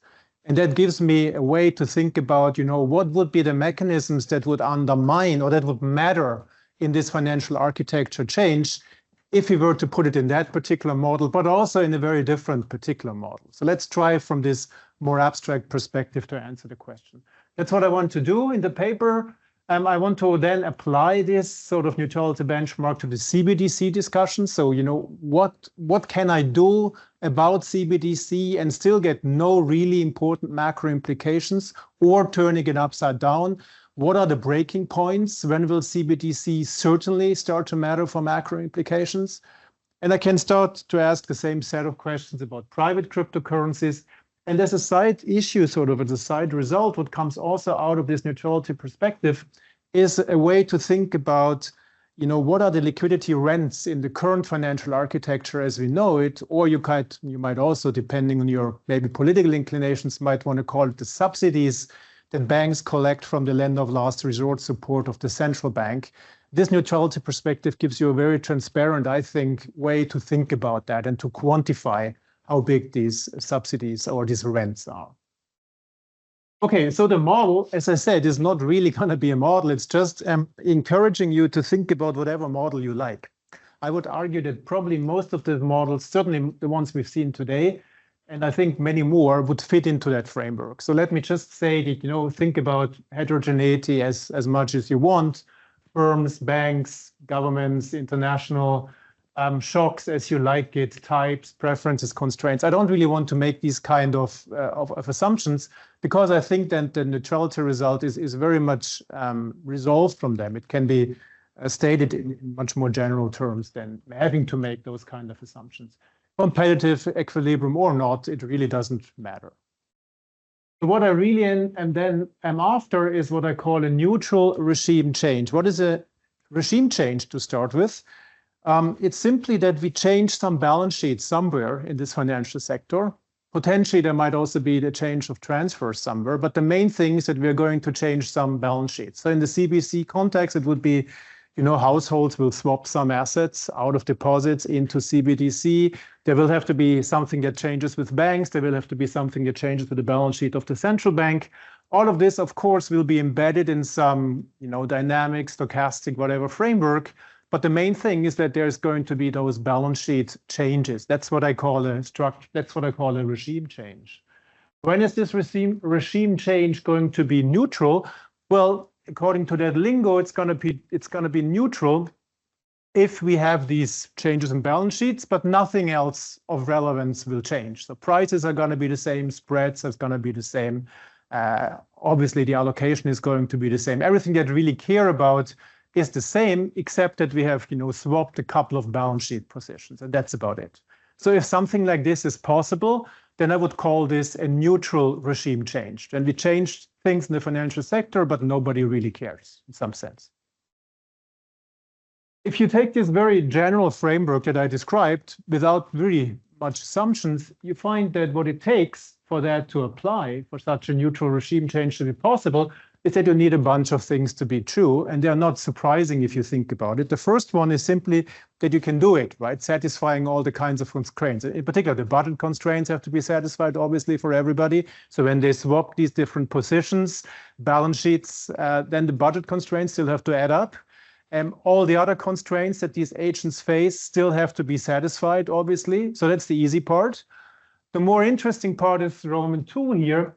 When you change those positions, it has to be still true that the agents in that economy cannot do better than before. Because I don't want to look at some first order conditions or something that would take a lot of assumptions. Basically, my logic is going to be one of choice sets. What has to be true, that is whatever the agents could do before, and therefore they picked a certain equilibrium outcome, still has to be possible. That's number one. And number two has to be that in essence, they cannot do something else, something that they would prefer, right? If those conditions are satisfied, then I know that they will still pick the same, essentially the same equilibrium. And Roman 3 is going to be that all these things have to also add up on the aggregate level. So these are things like, resource requirements still have to be satisfied, basically. So with those three conditions, if you check them in your preferred model and they're satisfied, then you know that financial architecture change will be neutral. Let me apply this to CBDC first. So what I'm going to look at here is basically what does it take for the introduction of retail CBDC to satisfy those three things. So M is what I call CBDC, N is what I'm going to use for deposits. And let me just go through that. First of all, you have to satisfy budget constraints. So now I think about, there's more CBDC, there's less deposits, which means if you go in Roman 1, the last line for the households, basically it's a swap of the assets, swap on the asset side of their balance sheet. And all of this, I should have said, is, in some node in the event tree between node epsilon and the successor node. So if you show this for one branch of the event tree, obviously you can generalize this to the most complicated interactions you ever want to think about. In terms of the bank's balance sheets or budget constraints, this involves less deposits, so less N, most likely also less reserves, that's the R. And then there has to be some other source of funding. At this point, it's just L. Let me say in a second what I had in mind here. And then on the government's balance sheet, you have more CBDC, so more financing for the government or the central bank, that's the M. They will have less less funds collected by issuing reserves. And then because they have more funding from CBDC, they will also have to invest more. So that's always the big question, I think. Question number one, when you see a CBDC paper, you should ask, what is the government going to do with the revenue of the funds it collects by issuing CBDC? How does it invest them? The government has to invest them somewhere. So here I make the shortcut that it is the L that is also the new source of funding for the bank, but this could, of course, go through more complicated paths in the banking or financial sector. The most obvious one is that the central bank will directly lend the funds back to the bank. So you can show that, well, this is always easy to satisfy, of course. That's basically just accounting. Now, you also need to make sure that all the constraints of the households are still going to satisfy it after this change in the balance sheet positions. So typically in those models, money, central bank digital currency or deposits would be used to make payments, right? Or they would enter the model somewhere else, and not only in the budget constraint, but also as money in the utility function, in some, payment constraint, in the cash advance constraint, whatever it's going to be. What matters then is that you have to have these things showing up in linear terms. It doesn't have to be a one-to-one effect between the two, but it has to have a linear. They have to be basically enter additively, linearly in this type of additional constraint or money in utility function thing, because otherwise you will necessarily, or you will most likely start to violate either these constraints. If this is a non-linear constraint and they used to be at an optimum, they will no longer be at an optimum unless this is still a linear constraint locally, or you might actually enlarge the choice set of these guys. So this is sort of an assumption or a condition that has to be satisfied for this thing to be neutral. As soon as you have a CS aggregator, for example, you will definitely not be able to get neutrality in such a model. Then it has to be true that also for the bank, the choice set is still effectively the same one as it was before. That means, for example, if you're in a model like Mauritius, in which the bank has market power, it still has to be true that this new source of funding that the bank gets from the central bank extending funds to the banking sector, this has to be coming not as an elastic supply of funds, but the central bank basically has to post the schedule for what I call the central bank loan here. So the bank has to still face the same funding condition as it used to before. Otherwise, the choice set of the bank would have changed. So if they had market power in the market for deposits before, the bank still has to feel that it has market power in the market for the central bank financing. So the central bank has to post a scheduling for that. Also, if the reserves were important for your deposit business, then if you now have less deposits outstanding, you also need less reserves. So there has to be a certain relationship to be satisfied between those two different balance sheet positions. Let me mention that in addition to those things, what is going to happen on the bank's asset side is not going to change. So central bank digital currency will be completely neutral so far as what I've shown you, without having any effect at all on the loan portfolio of the commercial bank. Finally, you also need the aggregate consistency to be satisfied. That means, for example, that in terms of the resource requirements, these two different ways of providing liquidity to Main Street have to be the same. So when it costs you a certain amount of people and servers and whatever to run a deposit business and a reserve settlement system in the background, then if you do this through CBDC now, you need the same resources. Otherwise, you will obviously not be able to get equivalence. So if you have these things satisfied, and in the paper I argue that this is actually quite likely to be satisfied, then you would be in a neutral environment. The last one is, I think, the hardest. There, it will be approximately satisfied. Let me give you a few breaking points. How much time do I actually have? Like 20 minutes or so. Thank you. So what I just mentioned is, as soon as you have some non-linear constraints or objectives aggregating deposits and CBDC, you will break Roman 1 and potentially Roman 2. So we saw just one example of them. There's the paper by Frank Smets and co-authors. The main Katrin has a similar paper. As soon as you have CS, this will not work. And that's actually also at the core of what we argued in the paper with Marcus. Then if you have unequal resource costs, I just told you, you will never be able to get equivalence. The Piazzesi-Schneider paper, they argue that banks have some costs of managing a longer balance sheet. The central bank does not. Basically, it boils down to different resource costs. Some other papers would argue that in the interbank market, things change when you have CBDC. Basically, what matters in the end is that the interbank market has some frictions. Therefore, the resource costs or the excess burdens will be different. It boils down to that mechanism. In my Journal of Finance paper, this is really what makes the difference between the two things. Then it matters how you inject CBDC. In the Keister and Sanchez paper and the Restart paper, they look at injection by transfers. As soon as you inject liquidity by transfers and you want people to hold that stuff, you will get some implications for the budget constraint in the future. It will not work out.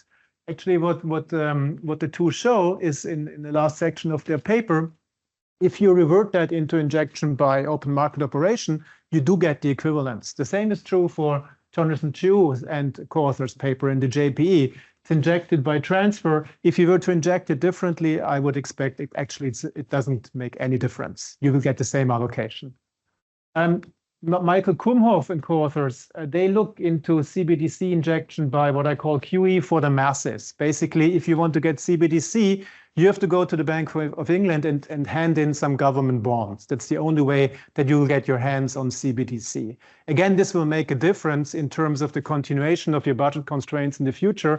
You will never get equivalence in a world like that. As soon as you inject it differently, you'll be able to get equivalent. Complementarities and specialness of deposits, that's a big thing, right? As soon as there's something, some constraints in which it really matters whether deposits show up or CBDC shows up, then of course you will not be able to get equivalence, right? One super trivial example would be you have a regulatory constraint that says, you're not allowed to have more than whatever amount of N, and that is binding in the previous equilibrium. Now you exchange deposits against CBDC, that's no longer going to be binding, so therefore you get a different equilibrium outcome. That's trivial. The more interesting one there is the one that central banks often voice correctly, which is that in the current framework, deposits are extended without collateral, while in this new world in which the central bank would refinance the banks, presumably they would ask for collateral. So that makes a difference, right? In one case, the banks get financing without collateral, in the other, they have to provide collateral. Different equilibrium outcomes as a consequence, which opens the discussion for, I think, very interesting questions of why we live in a world in which we don't ask for collateral for deposit funding, but it's a side issue. Then if you want to go a bit broader and you also want to think about the political economy consequences, then you have to start thinking about time consistency, about state variables. What can undermine equivalence in that environment is that the state variables in these two different scenarios evolve differently. And that then links to this discussion about the political economy implications of CBDC, but also about information. Taking stock about the CBDC thing, I think the key plausible breaking points, the one that really matter in my view, are number one, different resource requirements. Maybe it's super expensive to run a CBDC-based system and very cheap to pay with deposits and credit card. But I don't think this is a major thing in the macro, but who knows? Then anything that makes deposits special, maybe, different incentives for banks, different monitoring, supervision, all this kind of stuff. And then I think government and political economy aspect. That to me seem to be the three things that are at the core of undermining an equivalence result for CBDC. And let me just mention here also that, of course, I'm talking at this point about neutrality, right? Neutrality doesn't mean that this can then be Pareto superior or not. It just means there is a way to guarantee equivalence, and based on then, of course, you can potentially also improve if you have new possibilities, you, the government, the decision maker. In the private cryptocurrency world, the argument is basically the same, except for one major difference. The one major difference is that you can basically think about private cryptocurrencies in exactly the same way as I suggested now, except that now these guys are private entities. It's not the central bank that issues that thing, but it's a private entity. So there will be more incentive constraints suddenly showing up.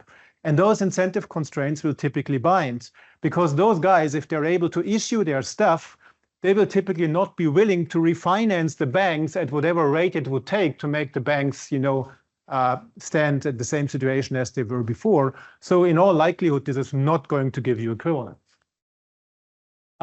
There's also a bit of discussion. There's one exception, actually. If you have a competitive stablecoin without any resource requirements, and this competitive stablecoin issuer doesn't really create liquidity, but it's just investing in some assets like deposits, which are liquid, and the users of the stablecoin basically benefit from the liquidity of the underlying. In that case, the private cryptocurrency is essentially neutral, but anything else is most likely to give rise to non-neutrality. If you have a bubble attached to some of these assets, then Tirol will tell us that such a bubble cannot have any liquidity benefits. That's logically incoherent, and it will immediately give you some change of allocation. Let me get to the last part in my last 5 minutes of what I have. Great. So one thing that comes out of this equivalence notion, in particular, if you think about what would it take to give the same choice set for the banks after such a regime change to CBDC, answer, The central bank issues CBDC and then uses those funds and rechannels them into the banking sector. If you take that perspective, then you can start to ask a question like the following.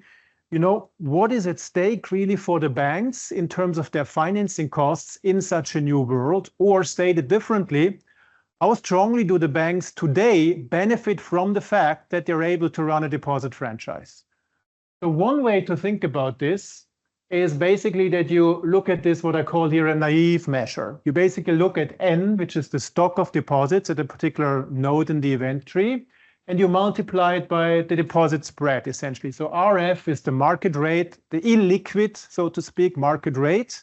So the interest rate on an asset that does not give you any liquidity benefits. The RN is the interest rate on something that gives you the liquidity benefit, in that case, the deposits. So basically what you have here is deposits times the deposit spread. That would be a measure of, what is the liquidity rent that the banks collect out of being able to run a deposit franchise. This is the time series that you would get by basically taking a couple of different estimates out there for the US as a share of GDP. That would be something between, say, 2.5% of GDP and nothing, depending on what the deposit spread is over those periods. But this is a very naive measure because, of course, if you run a deposit franchise, this is not really what you collect as a profit. First of all, you have to invest part of your funding that you get by issuing deposits in reserves, because reserves you need to run your deposit business. And number two, a deposit franchise comes also at some operating costs. So those things you would have to take into account to really come up with a number that tells you what is it that the bank profits in terms of its financing costs. So if you now adopt this equivalence logic that I just tried to sell to you, you could tell the following story. Well, suppose we live in a world in which we have made that transition to CBDC, actually 100% of that transition. The banking sector doesn't collect any deposits anymore, but instead it is fully funded, or this lack of funding, so to speak, is replaced by a central bank loan at some terms which really make the bank face the same environment as they used to face when they were funding themselves out of deposits. So the funding cost in this new world, that's the last bullet but one, would be the central bank loan that this bank collects times the loan rate that the central bank would charge for that. In the paper, there's a formula for that. The central bank loan is not N, so not the previous stock of deposits, but it's N times 1 minus zeta, where zeta is the ratio of reserves relative to deposits, because the bank, by getting rid of deposits, would also get rid of the reserves that it needs to operate the deposit franchise. So what the bank really needs in terms of refinancing from the central bank is deposits net of the lower need in reserve holdings. So that's the N times 1 minus zeta. So the true liquidity rents, if you take that perspective, is the central bank loan that you would get in this new world times the spread of the central bank loan rate relative to the illiquid interest rate benchmark. That's the expression that you see here on the bottom. So you note that the last interest rate in the numerator is now not the interest rate on deposits, not RN, but it's RL, the interest rate on the central bank loan. If you make one assumption, namely that basically there is some isoelastic demand for liquidity in the non-bank sector, with an elasticity that is equal to psi inverse, then you can easily show that this number that we are after is exactly the factor psi times the time series thing that I showed you before. So all the other complications are basically wash away. The psi is, in a sense, the sufficient statistic for everything else you don't really want to know about the operating costs of the banking sector, about the interest rate on reserves, about the reserve to deposit ratio they hold, et cetera, et cetera. Everything boils down to that number. And the psi is a number empirically of about 1/3. So you basically take this number from here, or this time series from here, you multiply it by 1/3, and you get the answer to the question, what is it in net financing costs that the US banking sector saves by being able to issue deposits and being backed by the lender of last resort that makes people believe that they have something really liquid in their hands? So depending on which time period you look at, this is sometimes quite high, sometimes very low. In the 2010, for example, it was very low because the interest rates were very compressed. In other periods, it was much bigger.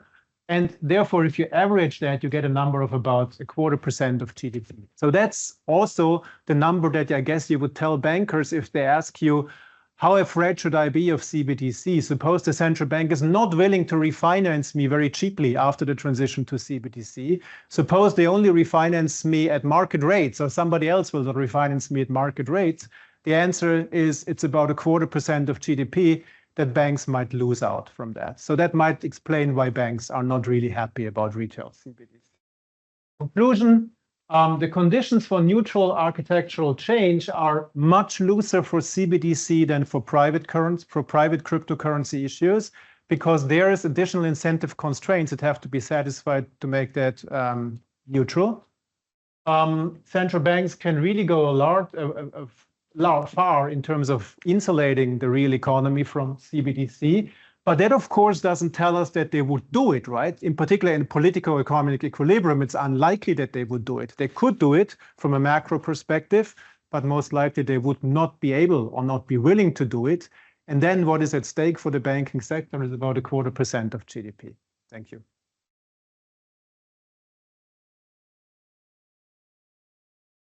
A discussant is Oscar Soens from Netherlands Central Bank.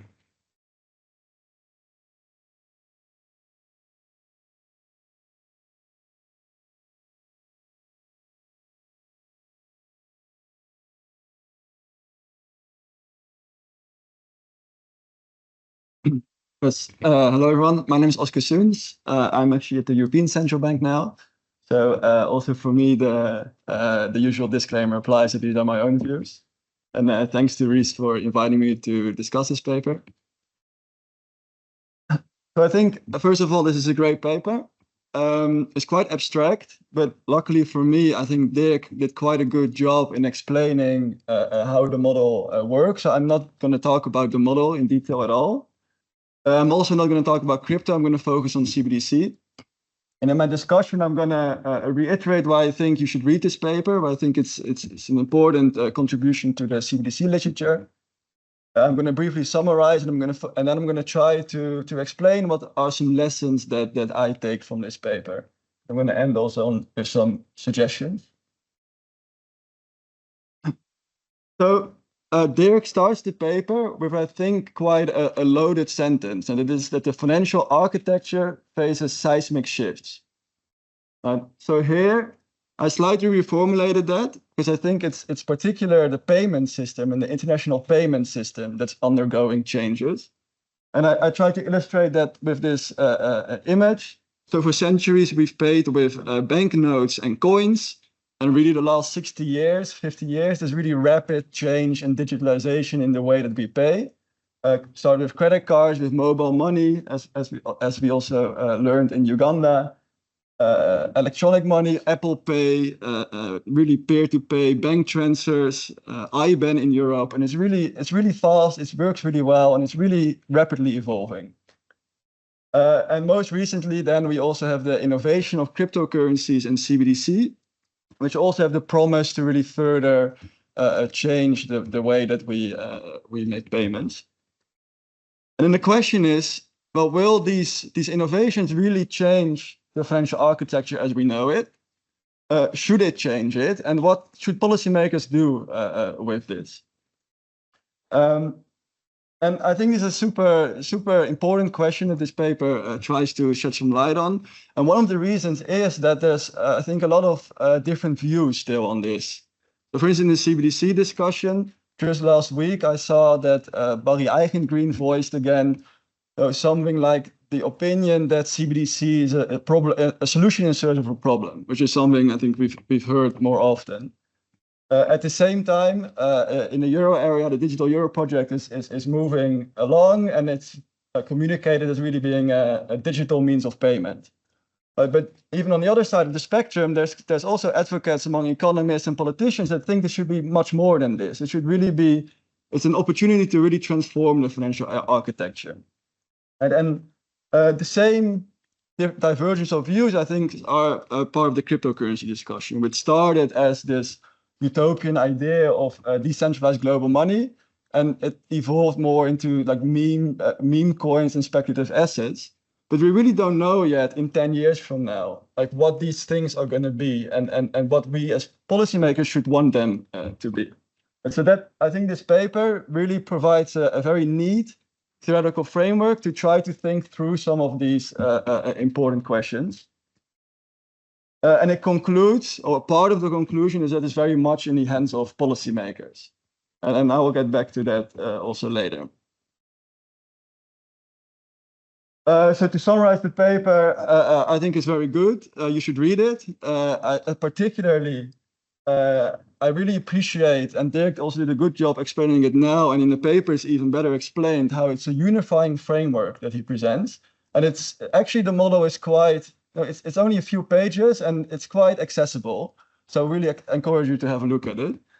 And it nests other models. So the paper explains how other contributions in the CBDC literature, which by nature is very theoretical, nests in this framework, and how some results could be specific to the modeling framework rather than more general results. And I think that's a very nice feature of this paper and quite unique in the literature. Okay, so then what are my lessons from this paper? What do I take from this? And let me start then with maybe one disclaimer or one suggestion that some of these lessons are also part of Dirk's previous work. So one thing that I was missing a little bit in the paper is how does it relate, or what is the additional contribution and insights compared to some of his previous work, which studies the same thing, and they're also very nice contributions. So is it really in the hands of policymakers? So what I try to think is these neutrality conditions. What do they mean in practice? So first, with respect to the central bank, and so we're considering a case where CBDC is introduced and bank deposits are substituted for CBDC.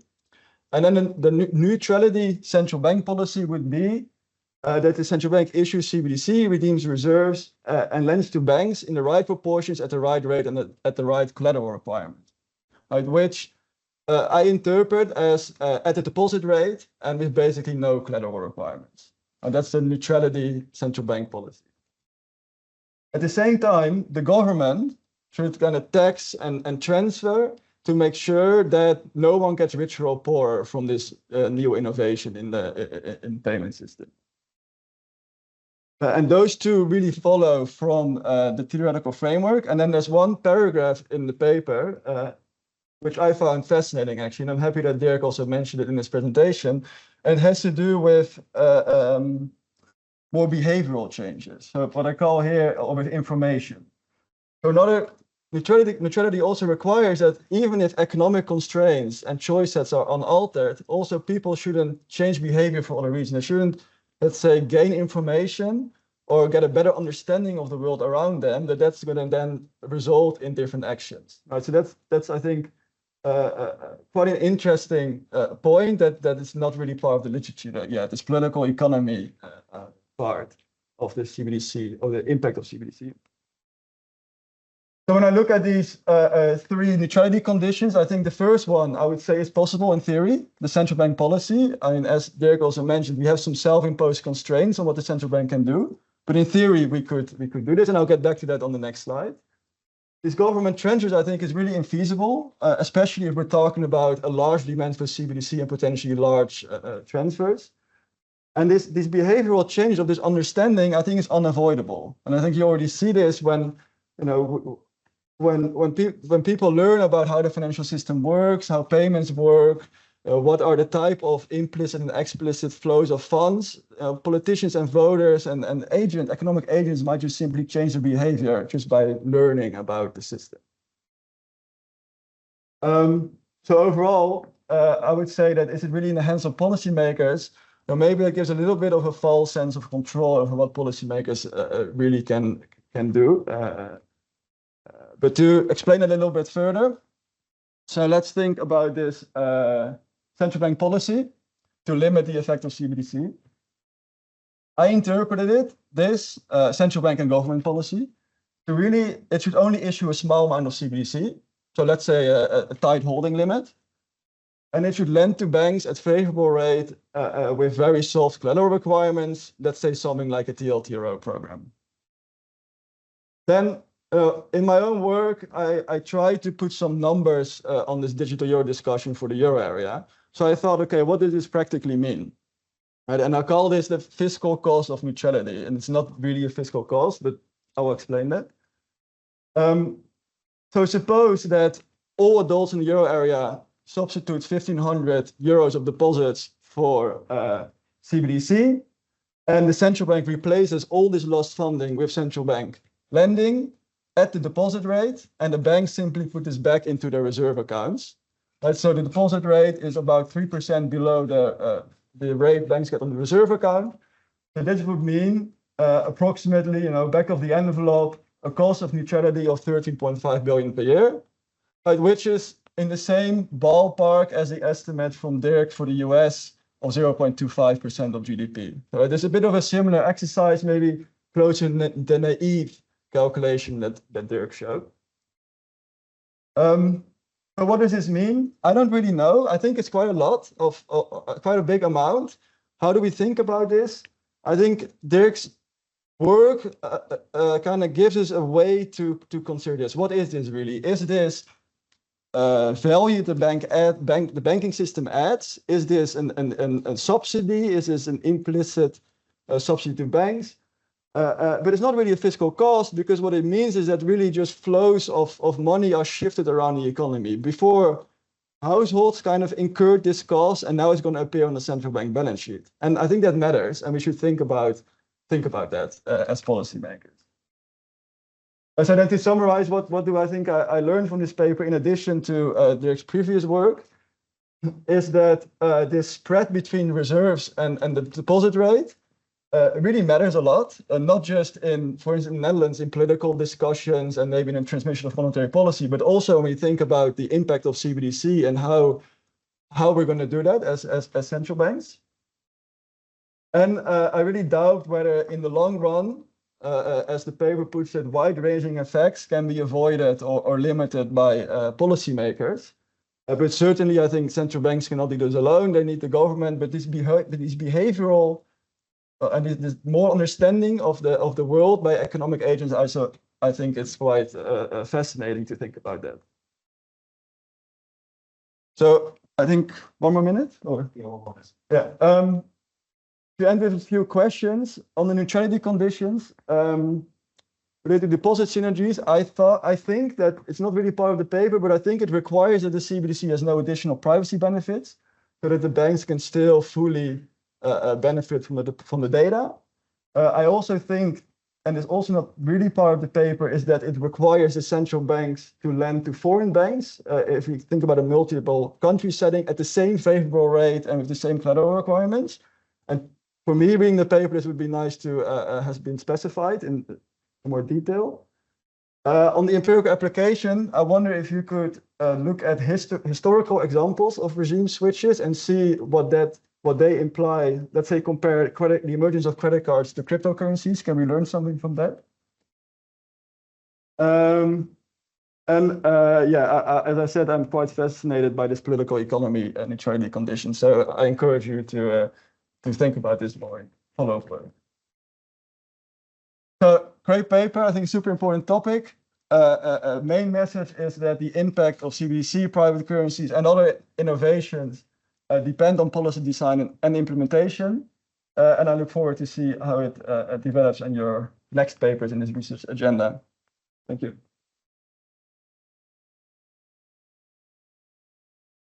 Thank you. Thank you. Just a quick note. We're going to aim to start at 4:30. So, Dirk, if it's okay, if you respond to the discussion, I think then we may leave questions for conversation rather than taking them now. So, Dirk, if you would, please. Can you hear me? Yes. So this was a great discussion. Thank you very much, Oscar. Let me start maybe from the back. First of all, the privacy benefits. I think this is captured by the model. So basically, If you introduce CBDC, it need not be necessarily the case that you have 1 unit of CBDC replacing 1 unit of deposits. Maybe one or the other provides you with more liquidity benefits, whatever it is, in terms of relaxing some constraints. So what you have to make sure is that in the end, the total liquidity services remain constant to get the same equilibrium as before, but not necessarily the same quantities. And privacy benefits are like liquidity benefits, I guess. Internationally, you're perfectly right. Everybody who holds deposits today at whatever bank should in the future then have access to CBDC, even if they live abroad. Otherwise, you would not get equivalence. That's absolutely right. You sort of were a bit skeptical, I think for good reasons, in terms of, is this really implementable in practical terms? The main thing is that the banks get refinancing at more or less the same rate. I think that is the main breaking point. The others seem to be details to me. Of course, it would not exactly, match all these theoretical conditions in the real world because of information constraints. But for example, the transfers are not important at all. The transfers become important in a world in which CBDC and deposits have different return characteristics. So suppose deposits, have stochastic returns, and CBDC does not, then in order to get the choice sets to be exactly the same and budget constraints adding up, you would need to have some transfers with a present value of 0 that would sort of compensate for these return characteristics. In practice, I think the returns on both deposits and CBDC are basically risk-free, more or less. So that wouldn't really be a main thing that you would need. Information is really critical, I think, mostly for political economy reasons. And I think this is really the main breaking point here. I don't think CBDC would change the world because of macro. I think CBDC would change the world because of political economy. Because you would need in that new world, you had a much longer central bank balance sheet. You would, in some sense, along some path, you would have the central bank refinancing the banks more or less transparently. And the central bank would have to decide on what it charges for that. And there would be a lot of political pressure, on the one hand, because of this long balance sheet, and on the other, because people would start to ask, why get banks funding as cheaply as they get it under the status quo? I think these are the main forces that would give rise to different outcomes than we have in the status quo. Not because of macroeconomic reasons, we cannot insulate the banks in the real economy, but because of political economy reasons, we didn't want to insulate the banks and the macroeconomy from these sources anymore. Terrific. Thank you very much.